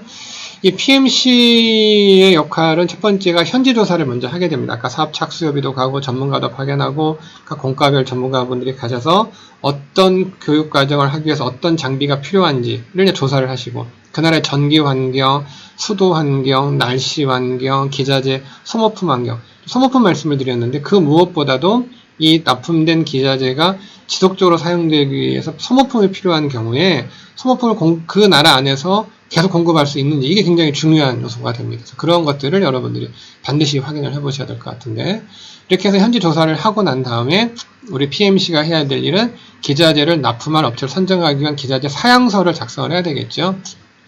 기자재 사양서는 여러분 현지 조사를 한 내용을 바탕으로 굉장히 꼼꼼하게 작성하시는 게 무지하게 중요합니다. 아이 뭐 이 정도쯤은 다들 알 거야. 뭐 누가 봐도 그 동남아는 50Hz 220V니까 알아서 해오겠지. 이거 절대 안 됩니다. 여러분들 전기 특성 50Hz 220V인지 110V인지 콘센트 모양은 어떻게 생겼는지 그라운드가 있는지 없는지 이런 것들까지 여러분들 상세한 조사를 하셔서 기자재 사양에 작성을 해주시는 게 좋겠죠. 근데 또 이게 기자재 사양을 작성하시다 보면 너무 자세하게 작성을 하게 되면 무슨 일이 벌어지느냐 특정 장비를 지목하게 돼요. 그건 또 안 됩니다. 그래서 이 과정에서 PMC나 PM이나 전문가분들은 좀 굉장히 머리를 많이 쓰셔서 특정 장비가 지목되지는 않고 그렇지만 충분히 그 나라 환경에 맞는 장비가 선정될 수 있는 기자재 사양서를 작성하는 거가 필요하다. 말씀드리겠고요. 입찰 설명에 제 개인적인 사례로는 기자재 선정 당시에 입찰 설명을 참여한 경험은 별로 없습니다. 그런데 최근에 기자재를 입찰 공고를 내면은 기자재 사양에 대한 문의 사항들이 많이 올라오게 되지요. 그랬을 때 이 기자재 사양 작업을 하고 현지 조사를 한 거는 아무래도 PMC, PME 역할들을 많이 하셨기 때문에 그런 것들에 대한 충분한 답변을 해주시는 게 중요하겠습니다. 업체 선정이라든가 이런 부분은 이제 코이카 조달 쪽에서 맡아서 하시게 될 거고요. 기자 설치 및 준공, 그 앞 과정에서 기자재 공급 업체 선정이 되죠. 그럼 선정된 기자재 공급 업체랑 PMC랑 만나서 현재 상황을 자세히 설명을 해드리고 현지에 가면 이런 부속품이 있다, 없다, 이런 가게가 있다, 없다. 나름 그 사이 많이 다녀보셨으니까 그러한 경험들을 기자재 공급 업체한테 설명해 주실 수도 있고 아니면 기자재 공급 업체가 현지에 출장을 왔을 때 적극적으로 같이 시간을 내셔서 여러 가지 현지 기자재의 상황을 설명해 주시는 게 중요할 것 같습니다. 그 다음에 이제 기자재가 이제 설치가 되지요. 설치가 됩니다. 설치가 될 때 말씀드린 것처럼 우리 PMC에 있는 전문가분들은 기자재가 요때만 기자재를 고민한 게 아니죠. 언제부터 고민을 했었죠? 저희들이 건축 설계를 할 때 벌써 기자재에 대한 고민을 많이 해왔어요. 기자재를 어떤 위치에다 놓고 어떤 방향으로 놓을 것이며 전기 콘센트는 벽에다 달 것인지 뭐 바닥에다 할 것인지 요즘 많이 하는 천장에다가 전기 콘센트를 달아 전기줄이 내려오게 할 것인지 이런 것에 대한 아이디어가 기본적으로 PMC 전문가분 이미 다 있었습니다. 그래서 그러한 내용들을 전부 다 기자재 설치 업체한테 충분히 설명을 해 주시고 가장 효과적으로 기자재가 설치돼서 운영되어질 수 있도록 해 주셔야 될 것 같고요. 그 다음에 이제 아까 말씀드린 것처럼 건축에 있어서도 이제 준공검사를 했지만 우리 PMC는 기자재에 대한 검수도 담당해서 하게 되니까 기자재 검수할 때 꼼꼼하게 잘 보셔야 되겠습니다. 무엇보다 중요한 건 저 개인적으로 이렇게 체크리스트를 이렇게 만들어서 체크를 해가면서 이렇게 220V 컨센트 모양, 그 다음에 설치한 대로 위치에 설치가 됐는지 이런 것들을 전부 다 체크를 해가면서 하고 마지막 마감은 제대로 됐는지. 그 다음에 최근 들어 이제 코이카 기자재 사양해보면 많이 나오는 것이 기자재의 작동법에 대한 퀵 매뉴얼을 만들어서 부착해라. 뭐 이런 것들이 요즘에 기자재 공부에 많이 있습니다. 그러면은 기자재 사용 퀵 매뉴얼이 실제로 만들어져서 적정한 위치에 배치가 돼 있는지 뭐 이런 것도 볼 수도 있겠죠. 뭐 이제 물론 이런 사례였고 이게 개선이 됐습니다만은 퀵 매뉴얼이 한글로 돼 있어. 이건 있으나 마나한 퀵 매뉴얼이죠. 그래서 뭐 허다못해 기본적으로 영어로 돼 있어야 될 것이 가장 중요한 건 그 기자재를 운영하는 사람들이 한눈에 알아볼 수 있도록 그 나라 말로 좀 정성을 들여서 퀵 매뉴얼이 제작되어 있다면 더없이 좋을 텐데 그건 이제 뭐 저희가 강제할 수 있는 사항은 아니니까 그런 것까지도 고민을 하셔서 여러분들이 그 앞에서 말씀드린 기자재 사양 작성을 하실 때 그런 내용들을 어떻게 포함해 넣을 것인가 말 것인가를 여러분들이 고민해 보시는 게 좋을 것 같습니다. 기자재고 건축이고 아마 제일 중요한 게 유지보수죠. 유지보수는 이제 기자재나 건축이나 시공이 끝나시고 설치가 끝나시면 다 떠나시게 되는데 결국은 그 기자재를 남아서 끝까지 관리하고 보는 거는 PMC 전문가분들이 많습니다. 그러면 이제 뭐 기자재가 조금만 이상이 생겼을 때마다 계속 기자재 전문가 오셔서 고치라 할 수는 없을 거고 그렇게 말씀드린 것처럼 아까 그렇게 되지 않도록 뭐 간단한 부품이라든가 여러 가지 소모품이라 이런 것도 전부 다 그 나라 현지에서 쉽게 조달이 가능한 기자재를 선정하셨어야 되고 그걸 사양에 반영하시는 게 굉장히 중요하고요. 그리고 난 다음에 그 외에 다른 것들에 대해서는 유지보수가 될 수 있는 스페어 파트를 미리 좀 받아 놓는다라든지 이런 여러 가지 보관을 만들어 놓으셔서 유지보수가 잘 될 수 있도록 또한 이걸 갖다가 저희들 PMC 전문가분들이 오셔서 그냥 아유 내가 얼른 할게 후다닥 해버리는 것보다는 현지에서 꼭 더 남아서 저희들보다 더 남아서 그 기계를 써야 될 사람들은 현지에 계신 현지인들이니까 유지보수 과정에 현지인들이 꼭 참여해서 이건 이렇게 고친다 이렇게 하면 좋다 이런 여러 가지 것들이 운영에 대한 노하우를 전수시켜 주시는 것도 굉장히 중요하다. 그게 아까 여기서 나와 있는 것처럼 지속 운영 방안이 되겠습니다. 그래서 기자재 같은 경우는 이제 요즘에 PMC 요청서에 많이 나옵니다만은 기자재 그 관리 대장 같은 거, 사용 대장간 이런 것들을 이제 여러분들이 의무적으로 만들게 돼 있는데 뭐 대개의 경우는 이제 그게 그냥 그 형식적으로 만들어져 있는 경우가 되게 많아요. 기자재 관리 대장 만들어 놓고 보면 대조해 보면 번호 안 맞고 위치 안 맞고 이런 거 되게 많습니다. 그렇지만 그런 것들을 좀 PMC 기관이 현재 상주에 계시거나 전문가가 파견이 됐을 때 이런 것들을 좀 꼼꼼하게 잘 챙겨 놓으신다면 지속 운영이 가능할 것이다. 뭐 여러분 생각해 보시기에도 기자재 관리 대장이라는 대장 안에 그게 제품명, 수량, 설치된 위치라는 것들이 다 명시되어 있고 또 사진까지 첨부되어 있다고 그런다면 나중에 뒤에 그걸 관리하시는 사람 입장에서 관리대장을 딱 보면 아무것도 안 되어 있고 대충 형식적으로 되어 있는 관리대장과 꼼꼼하게 정리되어 있는 관리대장을 봤을 때 아마 관리하시는 분의 이 마음가짐이 달라질 거예요. 그래서 여러분들이 그러한 대장을 좀 잘 관리해 주는 게 좋겠다 생각이 들고 그 밑에 이제 쭉 흔히 나열되어 있는 내용들은 기자재를 사용하실 때 이제 그 꼼꼼하게 체크해야 되는 체크리스트를 나름대로 정리해 봤습니다. 이게 이제 기자재 지원에 대한 사례가 되겠습니다. 이 사진 보시면 뭐 건축하는 장면인지 아니냐라는 말씀을 드릴 수 있을 것 같은데 이게 이제 아까 말씀드린 어떤 특정 기자재가 들어가는데 기자의 높이가 굉장히 높기 때문에 전체 건물의 높이를 굉장히 높여서 시공을 하고 있는 장면을 제가 찾아내서 기자재 사례에 넣습니다. 그러니까 기자재의 높이, 그다음 안전, 기자재만 필요한 게 아니라 기자재 위치도 필요하고 기자를 사용한 안전, 거리, 여러 가지 것들을 고려했었을 때 이 정도의 높이, 이 정도의 공간이 필요하다라는 계산을 하고 거기에 맞춰서 건축이 시공돼야 된다. 이건 이제 뭐 다 있는 내용입니다만은 여러분들 각 실별 안내판이 들어가 있고요. 요거는 이제 저희들 연구실을 저희들이 만들어 놓은 것들이 되겠습니다. 오른쪽은 이제 회의실을 이렇게 만들어 놨습니다. 여러분들 뭐 이외에 다양한 형태의 이제 직업 훈련이라든가 그다음에 여러분들 ICT 훈련장이라든가 보건이라든가 여러 개의 각 사업 목적에 맞는 기자재들이 설치가 되실 텐데 아까 앞에서 뭐 잠깐 말씀드렸습니다만은 기자재에 무엇보다 중요한 건 무엇보다 최상의 걸 넣기보다는 그 현지에서 지속적으로 운영이 가능한 최적의 기자재를 선정해서 설치하는 거가 더 중요하다라고 다시 한번 말씀을 드리겠습니다. 자, 그 다음은 이제 우리 포이카 프로젝트의 성공을 좌지우지하는 굉장히 중요한 부분이죠. 전문가 파견입니다. 뭐 아무리 구슬이 많으면 뭐합니까? 훌륭한 건물을 지어주고 훌륭한 기자재를 넣어주고 아주 한국에 모시다가 초청 연수를 잘했는데 이 마지막 구슬이 서마리를 끼워야 보배라는 말씀을 다들 알고 계시는데 구슬을 꿰는 과정이 전문가 파견이다 라고 말씀드리고 싶어요. 저는 개인적으로 이 전문가분들이 이제 잘 지어진 건물과 기자재를 통해서 현지에 있는 전문가들한테 지식 전달을 해주는 거죠. 지식 전달을 해서 그 과정에서 우리가 만들었던 건물이나 기자재가 원래 목적대로 잘 활용될 수 있도록 하는 거를 담당하시는 부분들이 이제 전문가고 PMC 계약의 대부분을 이루고 있는 부분들이 전문가입니다. 이 전문가는 이제 해당 기관 소속되어 있는 경우도 있고 소속되지 않는 경우가 훨씬 더 많죠.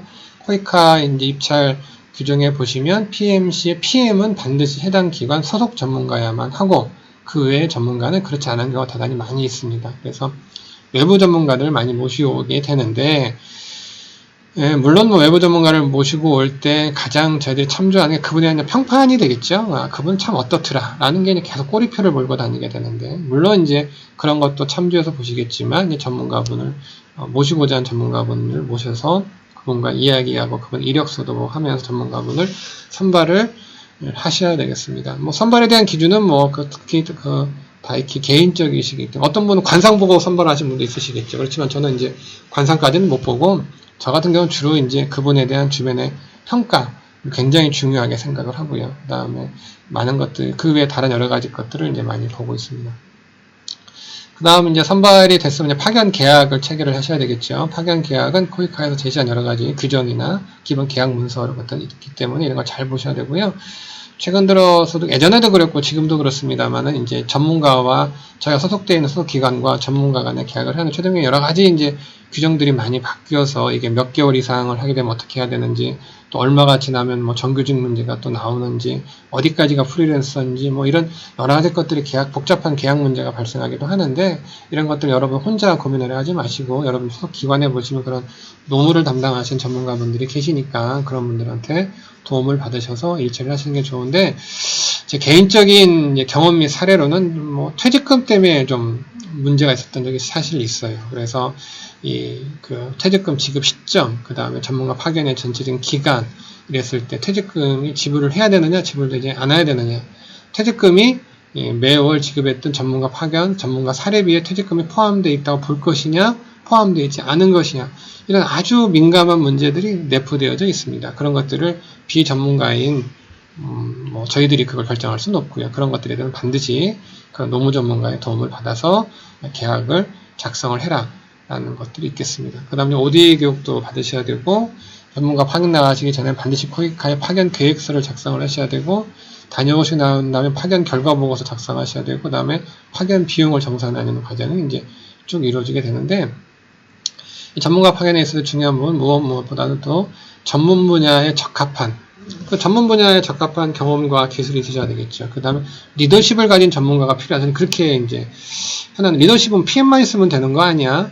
맞습니다. PM은 당연히 이제 리더십이 있는 게 굉장히 중요하죠. 중요한데 여기서 전문 기술만 가졌으면 갑자기 리더십까지 필요하냐? 아까 말씀드린 것처럼 PMC의 PM이 전문가가 파견돼 나갈 때마다 계속 따라가서 협상을 하고 협의를 하고 사업 관리를 할 수는 없어요.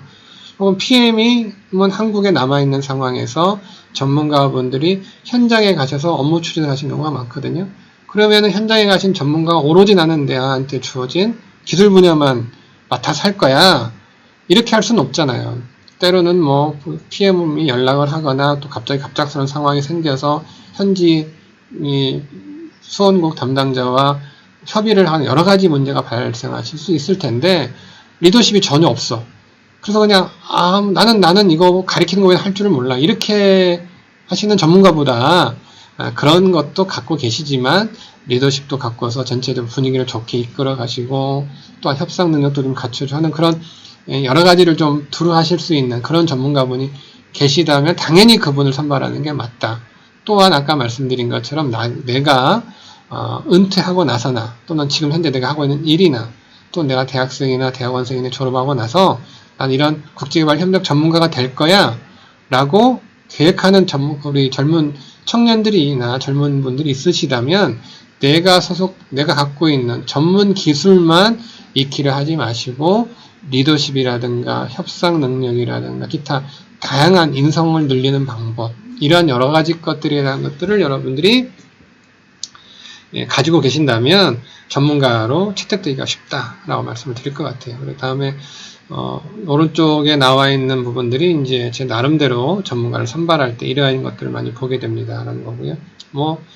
여러 가지 것들이 있습니다. 최근 들어 이제 코이카에서 언어 능력 굉장히 중요하게 보고 있고요. 저는 개인적으로 보고서 작성이 또 굉장히 중요하다고 생각을 해요. 전문가분들이 다녀오셔서 이제 위에 여기 보시는 바와 같이 이제 전문가분들이 다녀오셔서 이 파견 결과 보고서를 써야 되는데 이 파견 결과 보고서를 좀 대충 쓰시는 분들이 굉장히 많아요. 문제가 좀 있습니다. 이 파견 결과 보고서는 본인도 보지만 아니 코이카에 제출해서 우리가 코이카로부터 인건비를 받은 만큼 이러한 업무 수행이 됐다. 또 그 보고서의 목적은 내 일을 다녀왔으면 당연히 보고서를 내야지 이것도 있겠지만 누군가 다음 사람이 전문가를 갔을 때 앞에서는 어디까지 일이 완성이 됐는지를 알아야 되잖아요. 그렇게 하기 위해서 보고서에 그런 내용들이 잘 포함되어져 있어야 PM이나 또는 그 이후에 가는 전문가나 또 그 주변에 있는 다른 전문가들이 그 보고서를 보고서 이 일이 여기까지 진행이 됐구나. 이런 부분에 있어서는 우리는 이렇게 생각을 하는데 저쪽 상대편 수원국은 이렇게 생각을 하는구나. 이러한 여러 가지 판단 근거를 만들어줄 수 있는 게 전문가의 결과 보고서입니다. 그런데 이걸 대충 그냥 업무일지 A4 용지 한 장 써달라고 부탁을 드리면 이게 3줄 쓰시고 업무일지 끝 이렇게 되어 있는 거는 좀 너무하신 보고서가 많고요. 물론 그런 분 안 계실 거라 생각이 듭니다. 그렇지만 매사 부려 튼튼 PM분께서는 전문가 선발하시는 과정에서 보고서의 기본적인 양식이나 보고서는 이렇게 작성되어야 된다는 것들에 대한 철저한 사전 협의와 그런 주지시켜 주시는 게 중요하고요. 그걸 여러분들이 꼭 계약에 그런 내용을 반영해 두시는 것도 굉장히 중요합니다. 아마 겪어보시면 아실 거라 생각이 들 텐데 여러분들 절대로 소홀히 해서는 안 되는 부분이 되겠습니다. 자, 요게 이제 저희들 전문가 파견에서 제가 사례로 드리고, 제가 아까 그 아프가니스탄 굉장히 의미 있는 사업이라고 말씀을 드렸는데, 또 제 개인적으로는 모든 사업이 다 의미 있습니다. 그런데 이제 각 단계별로 이제 설명을 하는 과정에서, 이 단계에서는 이 사업이 가장 의미 있었어. 이거 분야별로 의미 있는 사업을 뽑아보라면, 저는 이 전문가 파견에 있어서는 동티모르 교육부의 국립인쇄센터를 제가 이제 의미를 두고 싶습니다. 여기 왼쪽에 있는 부분이 이제 처음에 인쇄센터가 만들어진 게 바나나밭이었어요. 갔더니 바나나가 주렁주렁 매달려가지고 바나나 많이 따먹었습니다. 근데 이 바나나밭을 싹 밀어내고 오른쪽 보시는 것과 같이 이렇게 아주 멋진 국립인쇄센터를 만들어 놨습니다. 그런데 전문가 파견을 지금 설명하는 갑자기 왜 국립인쇄센터 건축이 나왔냐 해서 건축을 설명드리려고 하는 게 아니고 이 프로젝트에 대한 기여를 간단히 말씀을 드리면 이렇게 되어 있는 바나나밭이 국립인쇄센터가 되었고 여기서 매년 동티모르 초, 중, 고등학교 학생들을 위한 그 교과서를 인쇄를 하고 있다 하는 말씀을 드리겠습니다. 저희들이 이제 당연히 전문가를 파견을 했죠. 전문가를 파견을 해서 그동안 외국에서 특히 인도네시아에서 인쇄를 다 마친 교과서를 동티모르가 예산도 없는데 많은 돈을 들여서 교과서를 사갖고 오거나 또는 다른 원조 국가들이 동티모르 국가의 인쇄를 자국에서 인쇄를 해서 교과서를 이미 만들어진 교과서를 동티모르에 갖다 주면 동티모르 교육부는 그걸 받아서 각 일선 학교에 교재를 배송을 하는 역할을 맡고 있었어요. 근데 제가 처음 사업 착수협의 가고 현지 조사를 하는 과정에서 깜짝 놀란 사실은 그렇게 외부로부터 사온 교과서나 또는 원조받은 교과서가 동티모르 교육부 창고 또는 각 지방교육청 창고에 비가 새서 비가 맞은 채로 몇 년째 쌓여 있는 게 있더라 라는 것들입니다.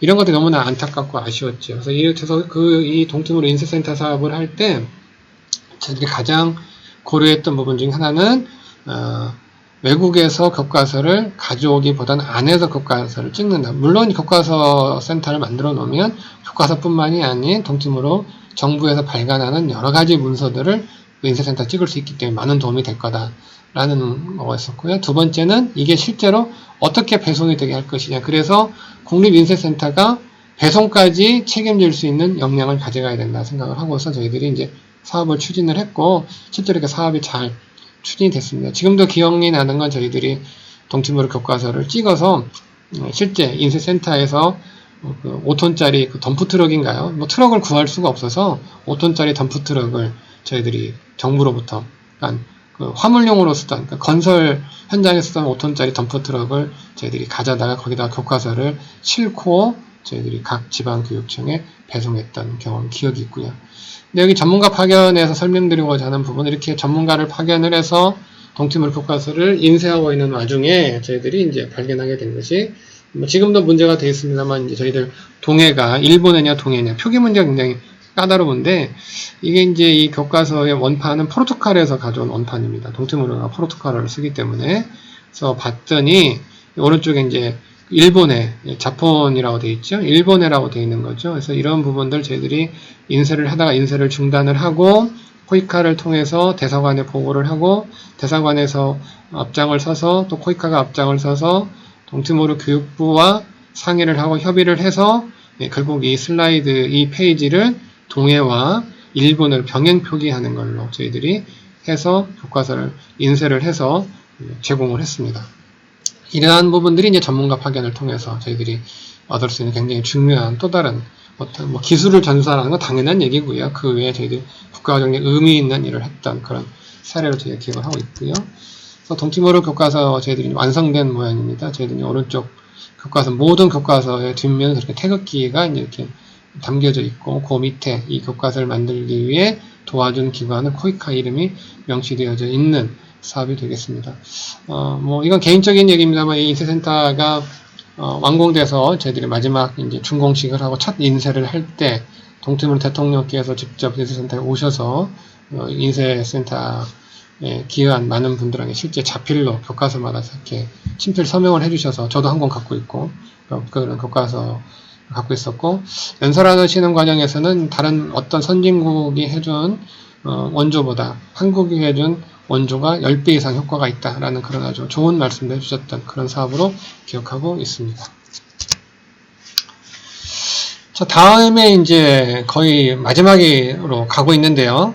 이 코이카 사업을 함에 있어서는 뭐 저희끼리만 열심히 잘해도 되겠지요. 나중에 뭐 조용히 잘하다가 나중에 짜잔 하고 나타나서 아주 잘 됐습니다 이렇게 하는 것도 중요할 텐데 그 무엇보다도 이제 사업을 실행하는 과정에서 한국 정부가, 우리 한국이, 코이카가 이러한 일들 이 나라에서 하고 있습니다.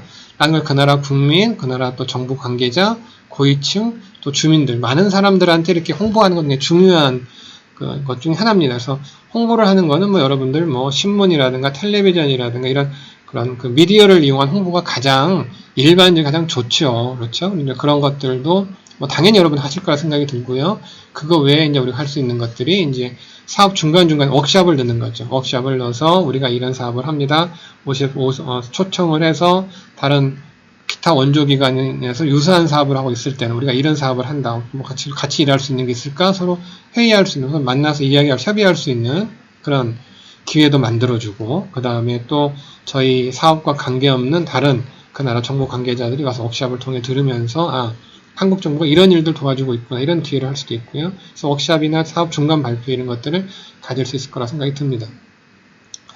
또 이제 건축 분야에서 건축을 또 착공한다든지 현장 방문을 한다든지 준공식 이런 세러머니들 여러분들이 중간중간에 만들어 두셔서 그런 과정에서 여러 전문가들을 또는 이런 고위층들을 초빙해다가 여러분들이 이제 홍보하시 방법일 수 있을 거. 아까 말씀드린 이제 언론 보도가 가장 일반적인 언론 보도 방법이 되겠죠. 이런 것들 여러분이 하시면 좋은데, 이 언론 보도는 여러분들 어쩔 수 없이 이제 발로 많이 뛰시는 수밖에 없어요. 그 언론 보도를 하기 위해서는 신문사, 기자도 많이 아셔야 되고, 방송 언론인도 많이 알아두셔야 되고 하는 것들이 있으니까 여러분들이 이제 현지 출장을 가시거나 현지 그 정부 관계자의 도움을 받아서 여러분들 언론 보도를 하시는 게 좋을 것 같습니다. 오른쪽은 제가 이제 1번부터 쭉 하니 이렇게 홍보를 할 때 어떠한 절차나 이런 것들을 빠뜨리면 안 된다는 제 나름의 체크리스트를 만들어 놓은 거가 되겠습니다. 여러분들 한번 보셔서 참조하시고요. 물론 여기에 빠진 것들도 많이 있을 겁니다. 그런 것들 여러분들이 얼마든지 끼워 넣으시고 여러분들이 활용하시면 도움이 될 거라고 생각이 듭니다.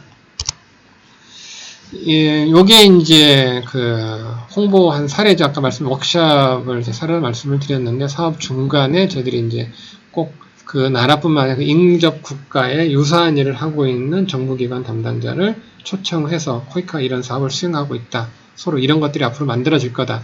우리한테는 이런 비전이 있다. 이런 얘기를 같이 공유했던 그런 자리가 되었습니다. 새삼스럽게 오른쪽 맨 밑에 여기 서 있는 게 지금 전데요. 아마 지금부터 거의 한 12년 전, 11년쯤 되나요? 11년 전쯤 지난 사진이니까 굉장히 감회가 새롭네요. 마치 남 같습니다. 예. 이런 것들 잘 이렇게 기록을 남겨두시면 나중에 여러분들 추억하시는 게 많이 도움이 되겠죠? 자, 이제 구성별 단계 거의 마지막인 것 같습니다. 어찌됐건 PMC가 건축도 참여하고 기자들도 참여하고 초청 연수도 하고 전문가 파견도 하고 홍보도 하고 많은 걸 거쳐서 사업을 종료하는 순간이 됐습니다. 근데 사업이라는 게 종료를 하게 되면 저희들이 이제 철수를 하게 되죠. 현지 사무소가 있으면 현지 사무소도 이제 철수를 해야 될 것이고 많은 것들이 있을 텐데, 이러한 과정에서 꼭 챙겨봤으면 하는 것들을 이제 1번부터 쭉 나열을 해봤습니다. 그래서 여러분들 이제 자료 같은 것도 전부 다 이제 이관할 건 이관을 해주셔야 되고, 결과 보고서도 잘 쓰셔야 되고, 정산 준비도 하셔야 되고 할 건데, 개인적으로는 이제 저희들이 하고 싶은 게 있다면은 이제 맨 마지막에 있는 내용이 되겠죠. 맨 마지막에 있는 프로젝트 장은 잘 끝났습니다라는 감사장을 그 나라 언어로 좀 이렇게 만드셔서 정성스럽게 직접 가셔서 좀 전달을 해주시거나 또 다양한 경로를 통해서 제공을 하죠. 요즘에는 이제 메신저라든가 페이스북이라든가 다양한 온라인 미디어가 있기 때문에 굳이 이제 이런 걸 안 해도 이렇게 메신저로 너무 고마웠어, 다음에 또 만나, 이렇게 할 수도 있겠죠. 그렇지만 저희들은 아직 이제 아날로그 세대라 이런 걸 감사장을 이렇게 수기로, 특히나 또 그 나라 말로 정성스럽게 한 줄이든 두 줄이든 써서 제공한다면 그걸 받는 그쪽 입장에서도 굉장히 감사한 마음이 남아있을 것 같고요. 또 프로젝트가 끝나고 나면 그걸로 끝나는 게 아니죠. 제가 이제 다음 모듈에 설명드리게 될 사업 평가나 사후 지원이나 또 연속된 사업이 또 추가적으로 계속 진행될 수도 있습니다. 진행될 수 있을 텐데, 그냥 진열 생각하지 않으시고, 야, 사업 끝났어. 이제 잘했어. 나 갈게. 했더니, 예를 들자면 사후 관리 사업을 또 하게 됐어요. 갔더니, 야, 너 옛날에 갈 땐 참 야박하게 가더라. 이런 표정으로 서로 만나기보다는, 감사장도 서로 주고받고, 다음에 또 만나자라는 그런 더 좋은 감정을 갖고 다시 만나게 된다면, 여러분들 다시 그 이후에 평가 때라든가 사후 지원을 하실 때 좋은 모습을 만날 수 있겠죠. 그래서 그런 것들을 좀 염두에 두시고, 여러분들 시작도 중요하지만 끝나는 것도 굉장히 중요하게 잘 마무리 져주시는 게 좋을 거다라는 생각을 하면서 프로젝트 구성 요소별 제가 사례를 곁들여서 여러분들께 설명을 드렸습니다. 자, 이제 이번 모듈에서 말씀드리고자 하는 내용은 프로젝트 성과죠. 성과. 앞에서는 여러분들이 굉장히 많은 노력을 하시고, 많은 애정을 쏟으시고, 많은 시간을 투여하시고, 많은 걸 투여하셔서 여러분들 프로젝트를 잘 마무리를 지셨어요. 그런데 그 마무리 지어놓은 프로젝트가 좋은 성과를 받지 않는다면 또 그것만큼 또 억울한 일도 없을 거라고 생각이 듭니다. 성과라는 건 내가 그냥 이렇게 잘 해놓으면 당연히 알아서 좋은 평가를 해줄 거야. 나는 막연한 거 가지고 절대 좋은 성과가 나올 수가 없죠. 그래서 이 프로젝트에 참여하는 모든 분들은 프로젝트가 시작할 단계부터, 여러분들 최근에 프로젝트 제안서에서부터 PDM이라는 걸 넣어서 프로젝트 성과에 대한 고민을 하게 되는데, 그게 그냥 넣는 것이 아니라 프로젝트를 실행하는 각 단계에서 반드시 성과에 대한 고려를 하면서 단계가 진행되어야 된다 라는 의미로 PDM이라는 게 존재해 있고 그게 계속 또 업데이트도 되게끔 되어 있죠. 그래서 이번 모듈에서 설명드리고자 하는 내용은 프로젝트 성과입니다. 자, 프로젝트 성과에서 이제 중요한 게 프로젝트 평가죠. 이제 성과 관리 PDM이 있습니다. PDM은 여러분들 이제 다른 강의 모듈 시간을 통해서 PDM의 충분히 그 중요성이라든가 그 사용되는 목적이라든가 어떻게 작성을 어떻게 관리되는지에 대해서 말씀을 잘 들으셨을 거예요. 그래서 프로젝트 평가가 이루어질 때는 물론 당연히 PDM을 근간으로 PDM에 나온 목표치가 달성이 되어 있는가 라는 걸 이제 중간으로 보게 되겠죠. 그래서 성과 관리는 보통은 이제 평가는 사업 중간에 중간 평가가 있을 겁니다. 그래서 모니터링이라고 많이 하죠. 그래서 모니터링이라고 해서 중간에 와서 사업이 해당 최초에 계획됐던 목표와 PDM에 따라서 진행이 되어지고 있는지를 보는 게 중간 평가가 될 거고요. 그 다음에 두 번째가 이제 사업 종료 평가입니다. 사업이 끝나고 난 이후에 1년 이내에 이런 것들이 사업 목표 대비 목적치에 맞게 잘 달성이 되어 있는지, 미달된 건 없는지, 또는 더 좋은 성과가 난 건 뭐가 있는지, 미달이 된 게 있다면 왜 미달이 되어 있는지, 그 다음에 어떠한 부분들을 더 한다면은 이 프로젝트가 더 잘 될 것 같은지에 대한 사후 지원 여부 이런 것들을 결정하는 게 사업 종료 평가가 될 것 같고요. 자, 여기에는 뭐 1년 이내라고 되어 있습니다. 어떤 프로젝트 같은 끝나자마자 바로 한 달 이내에 또 사업 프로젝트가 거의 끝나는 종료 시점에 갔었을 때 거기에서 이제 종료 평가가 이루어지는 경우도 있습니다. 그 다음은 이제 사업 평가인데요. 사업 평가라는 것은 사업 종료 평가가 끝나고 나서 이제 그 이후에 사업이 종료된 이후 2년 또는 3년 이후에 지속적으로 이 센터가 잘 운영되고 있는지, 지속적으로 사업이 운영이 되어지고 있는지, 최근 들어 거의 굉장히 중요하게 생각하는 지속 가능성에 대한 부분이 충분히 보장되어서 가고 있는지를 평가하는 부분이 사업 평가가 됐습니다. 뭐 중간 평가 잘 받고요. 사업 종료 평가 잘 받았습니다. 그런데 사업 종료되고 난 다음에 사업이 지속되지 못하고 다 사라지고 없어졌어요. 그 실적물들이, 산출물들이. 그렇다고 하면 사업평가를 절대 좋은 평가를 받을 수가 없겠죠. 그래서 제 개인적으로는 중간평가, 사업종료평가 잘 받는 거 굉장히 중요해요. 중요한데 더 중요하게 생각하는 건 사후평가. 정말 내가 공을 들이고 애정을 들이고 시간을 들이고 애착을 가지고 했던 프로젝트가 계속 운영이 되고 있는, 앞으로 지속 가능하냐를 평가해준 사업평가가 그 무엇보다 중요하다, 이렇게 말씀을 드리겠습니다. 다음에 나와 있는 요 슬라이드는 이제 성과 관리의 중요성을 이제 말씀을 한 가지 사례인데요. 동티모르에 있는 이제 수산, 국립수산 양식기술원 사업인데요. 저희가 최초에 이 사업을 수주해서 이제 진행을 할 때는 수산업 훈련센터였었어요. 뭐 보시는 뭐 영어 이름 자체가 FTC입니다. 그래서 말 그대로 트레이닝 센터였었죠. 그래서 이 센터의 주요 목적은 공무원 교육, 수산 기술인 양성 이런 것들이 돼 있었고, 근데 이제 막상 가보니까 이게 동티모르 수도가 딜리라는 곳인데 차로 1시간 넘게 떨어진 곳에 있습니다. 여러분들 동티모르 하면 그 딜리라는 수도가 왼쪽 끝은 오른쪽까지 자동차로 한 20분 가면 끝까지 가나, 이렇게 아주 작은 도시예요. 작은 도시인데 여기에서 또 1시간 반을, 지금은 이제 아스팔트가 되어 있습니다. 그 당시에는 비포장도 1시간 넘게 거기에 가서 교육을 받는데 이 자체가 굉장히 불가능한 얘기였었고요.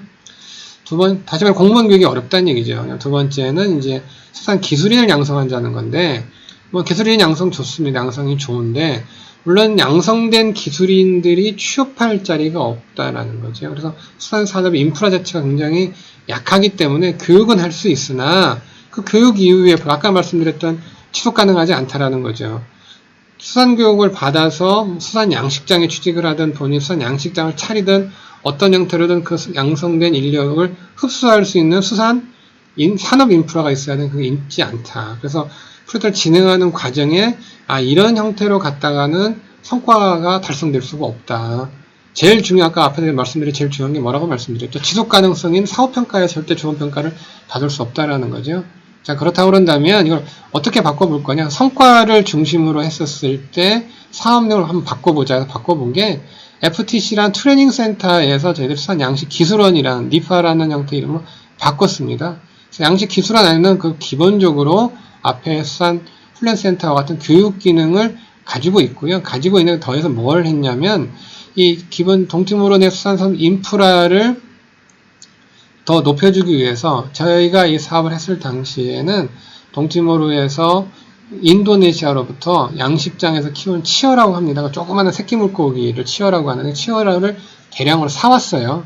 물론 동티모르 내에도 이러한 그 종묘장이 있었었는데 종묘장이 각자 다 흩어져 있었고 종묘장 생산 능력이 굉장히 낮았고 종묘장 기술 수준이 그냥 옛날 아날로그식 방식으로 굉장히 수준이 낮은 형태로 되어 있었죠. 그래서 그러한 것들을 대폭 개선을 해서 수산 양식 기술원이라는 것을 만들어내고 거기에서 종묘 생산과 더불어서 생산 기술을 저희들이 공무원들한테 전달을 해주고 생산된 종묘는 수산 양식을 하고자 하는 어민들한테 무상으로 보급을 해주는 그러한 종합기술원 형태로 저희들이 사업명을 변경을 했습니다. 또 그리고 난 다음에 아까 말씀드린 이렇게 교육을 받은 사람들이 흡수할 수 있는 산업 인력이 약하니까 동티모르가 한국에 매년 500명씩 그 저희들 한국 취업을 하는 프로그램이 있었는데 한국어 시험을 통과한 사람들 중에서 수산 분야에 가서 종사할 250명을 중에 희망자는 미리 뽑아서 저희 센터에 데려와서 기본적인 수산 양식 기술을 저희들이 교육을 시켜서 한국에 취업할 때 도움이 될 수 있도록 했던 사업입니다. 지금도 현재 운영이 잘 되고 있고요. 당초 목표대로 최초에 한 1년에 한 20만 마리 정도의 치어를 생산할 수 있는 능력을 가지고 있습니다. 저희들이 그 사업을 하면서 인근 주변 또는 멀리까지 적극적으로 이 치어를 공급을 해줬고요. 이 동티모르는 사면이 다 바다이다 보니까 오스트레일리아, 인도네시아, 코이카 이런 여러 원조 기관들이 동티모르 수산 사업에 대해서 특히나 이 양식 기술에 대한 관심들이 되게 많아요. 그래서 이 다양하게 치어라든가 이런 것들에 대한 그 원조 방법들을 고민들을 하다가 저희들이 그 니파라는 것들이 완공되고 나서 이후에는 각 센터들이 치어에 대한 원조보다는 치어를 활용해서 그 보다 나은 그 다음 단계의 기술을 원조하는 형태로 원조 내용이 변경된 사례도 실제로 있습니다. 그래서 이런 것들이 성과를 고려해서 사업 진행되는 과정에 사업 내용을 변경한 그런 사례가 되겠습니다. 물론 지효속 가능성을 고려하니까 이러한 사업 변경도 저희들이 생각해 볼 수 있게 됐겠죠. 시간이 많이 지나서 이제 마지막 모듈이네요. 여러분들한테 이제 프로젝트 추진 시 유의점을 이제 마지막으로 정리하면서 설명을 드리겠습니다. 프로젝트 추진의 유의점에서는 이제 제가 앞부분까지는 거의 대부분 PMC 사업에 대한 설명을 쭉 드렸고요. 그런데 이제 이 모듈에서는 PMC 사업 이외에 코이카가 추진하는 다양한 형태의 사업이 있는데 그 다른 형태의 사업 어떤 것들이 있는지와 프로젝트 성공 전략에 대해서 말씀드리도록 하겠습니다. 이건 현재 저가 라오스에서 하고 있는 IBS라는 사업입니다. 이제 포용적 비즈니스 모델이라는 사업인데, 이제 코이카 PMC 사업은 이제 코이카가 사업을 발굴을 해서 그 코이카 사업을 수행할 수 있는 PMC 기관을 선정을 하고 모든 예산을 코이카 예산을 들여서 코이카가 이제 사업을 전체로 맡아서 하는 그런 사업인데, 이 IBS라는 건 뭐냐? 코이카와 우리나라 대기업, 중소기업 또는 NGO들이 협력해서 코이카 사업을 발굴하지 않고 중소기업이 그 나라에 진출해서 어떤 사업을 하고자 하는데 그 사업을 통해서 그 기업이 원하는 일정 수준의 소득도 수익도 취할 수 있으면서 코이카가 추구하는 여러 가지 개발 협력도 같이 할 수 있다면은 좋은 방법이지 않겠느냐라는 생각을 가지고 코이카가 사오고 있는 사업이 IBS라는 사업이 되겠습니다. IBS 사업은 이미 벌써 사업을 영위하고 있는 그런 기업들을 위한 사업이고 여기 슬라이드에는 표현이 되어 있지 않습니다만 CTS라는 사업이 있는데요. CTS 같은 경우는 이제 벤처로 첫 창업을 하는 창업 아이디어 단계에서부터 실제 창업이 돼서 어느 정도 궤도에 오를 때까지 단계별로 지원을 해주는 CTS라는 사업도 있습니다. 여러분들 현재 회사에 계시면 또는 NGO에 계시면 여러분들 각각에 보시면서 여러분들 그 소속된 기관에 맞는 사업을 한번 발굴해 보시면 좋을 것 같습니다. 이 사업은 간단히 말씀드리면 우리나라에서 농민들이 많이 봄, 여름에는 재배를 합니다만은 가을, 겨울에는 재배하기 어려운 아스파라거스라는 작물을 라오스에서 우리나라 가을, 겨울에 재배를 해서 한국에 수출해서 한국에서 이제 가을, 겨울엔 아스파라거스를 많은 대량을 수입을 하는데 그걸 라오스 농민들이 재배를 해서 한국에 수출함으로써 농민들이 많은 소득을 얻고 기업 입장에서는 저렴한 가격에 아스파라거스를 저렴한 가격이 아닌 적정한 가격에 라고 표현한 게 맞겠죠. 적정한 가격의 아스파라거스를 구매를 해서 한국에 팔아서 기업은 이익을 얻고, 왜냐하면 우리나라 가을 겨울에는 그 작물이 나오질 않기 때문에 전량해서 수입을 합니다. 그러니까 수입 국가로서 라오스가 하나 더 늘어나는 형태로 이제 될 것이고요. 농민들은 일반 작물을 내다 팔기보다는 한국에서 고가에 팔리는 작물을 적정 시점에 재배를 해서 팔므로써 그 나라 농민들은 높은 소득을 올려서 생활이 좋아지는 개발 협력의 효과가 나오는 그런 형태로 되어 있는 사업이 되겠습니다. 사업의 구성을 보시는 것처럼 이제 라오스 현재 농민들이 시범 농장을 저희가 만들게 되는데, 라오스 농민들이 아스파라를 이렇게 대량 재배를 해본 경험이 없어요. 그래서 기업이나 전문가, 농업 전문가분들이 가셔서 시범 농장, 아스파라를 이렇게 키우는 겁니다 라는 시범 농장을 만들고, 그 다음에 농민들이 조합을 만들어서 기술 지도를 해줍니다. 그러면 시범 농장에서 아스파라거스가 나올 것이고, 농민 조합에서 아스파라거스가 나오겠죠. 그러면은 라오스 현지 내에서 공정무역을 담당할 회사를 하나 만들고, 그 공정거래를 담당할 회사는 라오스 현지 법에 따라서 각 기관별 참여율에 따라서 지분을 나누게 되고요. 그 기관이 판매 독점권을 가지고 국내 또는 한국 외 여러 국가에다가 공정한 가격에 판매를 하는 그런 모양으로 되어 있습니다. 이렇게 수익이 발생을 하면 그 수익은 아까 말씀드린 것처럼 이 사업에 참여한 기업이 일정량의 수익을 가져가고, 남은 수익들은 농민조합들, 현지에서 참여하셨던 농민들한테 수익을 드리게 되고요. 또한 지역발전기금을 일정 부분 출연을 해서 그 지역이 발전하는 데 도움이 될 수 있도록 만들어 놓은 프로그램이 바로 라오스의 저희가 현재 하고 있는 IBS 사업이 되겠습니다. 아마 이런 기본적인 모양을 가지시고 여러분들이 한번 여러분이 소속되어 있는 회사나 기관이 혹시나 진출하고 싶은 코이카의 지원 대상이 되는 나라가 있다면 이 그림을 한번 잘 보시고 적용하셔서 여러분 회사에 적합한 프로그램을 만들어 보시면 굉장히 큰 도움이 되실 거로 생각을 합니다. 이게 이제 저희들이 현재 진행하고 있는 모양이 되겠습니다. 여러분들 뭐 눈치채셨는지 모르겠습니다. 실제로는 제가 지금 강의하고 있는 장소는 라오스입니다. 라오스에 제가 이 아스파라거스를 키우기 위해서 와 있고요. 농민들 같이 생활을 하면서 여기 여러분들한테 지금 온라인으로 강의를 제가 녹화를 해서 보내드리고 있습니다. 저희들이 이제 한 전체적으로 10헥타인데요. 저희들 최종 목표 14헥타입니다. 한국 기준으로 따지면 14헥타는 약 한 5만 평 정도 되는 아주 대규모 면적의 이제 아스파라거스를 저희들이 재배를 하는 거가 되겠고요. 그 다음에 농작물 변경을 위한 초기 생활 안정 지원을 한다는 얘기는 이 아스파라거스가 기본적으로 수확을 하는데 1년이 걸려요. 한번 수확이 되면 10년, 15년 계속 수확을 합니다. 굉장히 이제 장기 작물이라서 이 농업 사업이 실패를 하는 경우가 첫 해에는 잘 돌아가요. 그런데 수확이 끝나고 난 다음에 다음번에 씨 뿌릴 돈이 없습니다. 왜? 이 사람들 생활이 어렵다 보니까 일단은 심어서 작물을 수확을 하면 그걸 팔아서 그 돈을 갖고 내년도에 씨 살 돈을 남겨놓아야 되는데 그걸 남겨놓지 않고 다 써버려요. 그럼 내년에 씨 살 돈이 없죠.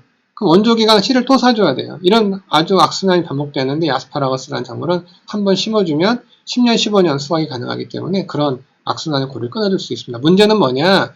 수확하는데 최소 1년 내지 1년 반이란 장기간이 걸린다는 거죠. 그럼 그 사이에 농민들은 소득이 없을 텐데 어떻게 할 거냐라는 부분에 있어서 초기 생활을 안정적으로 지원해주는 거가 이 프로그램 안에 포함되어져 있어야 됩니다. 그런 부분이 되게 반영해 넣고요. 그 다음에 이렇게 단순하게 뭐 농업에서 식물, 작물, 아스파라거스라는 작물만을 잘 키우자는 게 아니고 그 안에서 앞으로 청년들 리더도 양성해내고 또한 한국에서 좋은 뜻을 가지시는 의료봉사 하시는 분들이 자원봉사로 오셔서 저희 농민들이나 인근 주민이나 또 많은 다른 분 지역을 찾아가서 의료봉사를 또 했었었고요. 그 다음에 오른쪽 보시는 것과 같은 이제 같습니다만은 이렇게 이제 옛날 이렇게 살다가 이 사람들이 이제 자기들 돈도 모으고 제가 또 다른 형태로 이제 지원도 하고 또한 또 도네이션을 받는 기부금도 받고 해서 이렇게 주거 시설을 이렇게 안정적으로 제공해주는 모양도 저희들이 이렇게 성공적으로 추진을 했습니다. 이 부분은 저희들 농장에서 굉장히 일을 잘하는 이제 투터라는 친구입니다. 이 친구가 이제 부부인데요. 저희들 아스파라 농장 굉장히 열심히 일을 잘하고 있고 이 친구가 또 이제 대학교도 나오고 IT 능력도 있어요. 그래서 저희들 농장에서 일어나는 여러 가지 사진들을 찍어서 본인 슬라이드 쇼도 만드는 아주 능력 있는 친구입니다. 그들 삶이 전체적으로 개선되고 있는 모습을 볼 때면 행복하죠. 이런 것들을 저희들이 코이카 사업을 하면서 얻을 수 있는 좋은 그런 경험이다, 기회다 라고 말씀을 드릴 수 있을 것 같습니다. 드디어 이제 마지막 슬라이드가 됐습니다.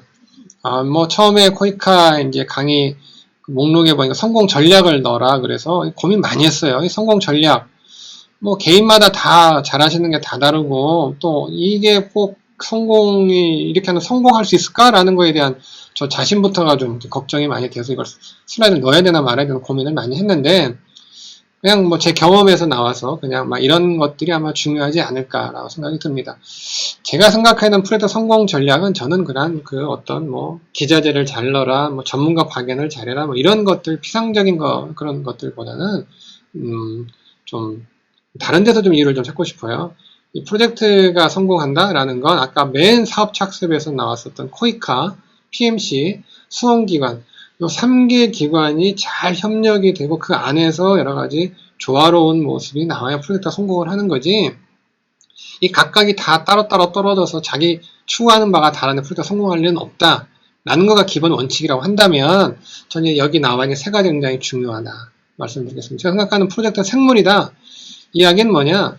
코이카 프로젝트가 말씀드린 시작도 되기 전에 2, 3년 전에 벌써 기획이 됐지요. 근데 실제 실행을 할 때는 3년, 5년, 7년 굉장히 오래 갑니다.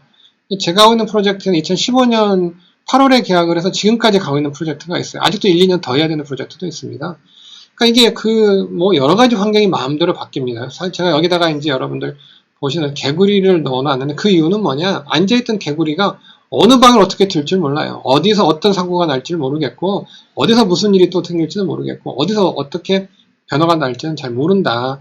결국은 프로젝트는 생물이다라는 얘기는 프로젝트가 흘러가는 과정에서 변화 관리를 굉장히 잘해야 된다. 변화 관리를 잘하는 거가 무슨 뭐 예산 관리도 잘하고 다 잘해 중요하겠죠. 그런데 아까 말씀드린 인간과 인간관계의 성공이 프로젝트 성공이라고 본다는 그 전자에서 본다면 변화 관리의 핵심은 뭐냐? 제가 생각할 때 신뢰가 바탕이 돼야 된다. 그동안 이런 굉장히 큰 변화가 생겼는데 그동안 코이카, PMC, 수원기관 3개 기관이 서로 신뢰를 바탕으로 남아있다고 한다면 여기서 이런 변화를 하는 건 당연한 일이고 그렇게 하도록 우리가 힘을 합해줘야 돼 라는 신뢰가 있어야 된다라는 거고요. 그걸 바탕으로 프로젝트 목표가 아까 바뀔 수도 아까 여러분들 동티모르 사례 보셨죠? 처음에는 트레이닝 센터로 생각을 시작을 했다가 수산 기술원으로 바뀌었어요. 사업 목표와 방안 자체가 완전히 변경이 됐습니다. 그런데 그것들이 변경이 됐고 흘러가고 있고 지금도 진행이 되고 있고 아까는 말씀 못 드렸습니다만 아주 좋은 사실은 거기에서 전문가로 파견되었던 나왔던 분이 그 기술원의 자문관이 되셔서 지금도 남아서 기술원을 관리하고 계시거든요. 지속 가능성이 확보가 되는 거죠.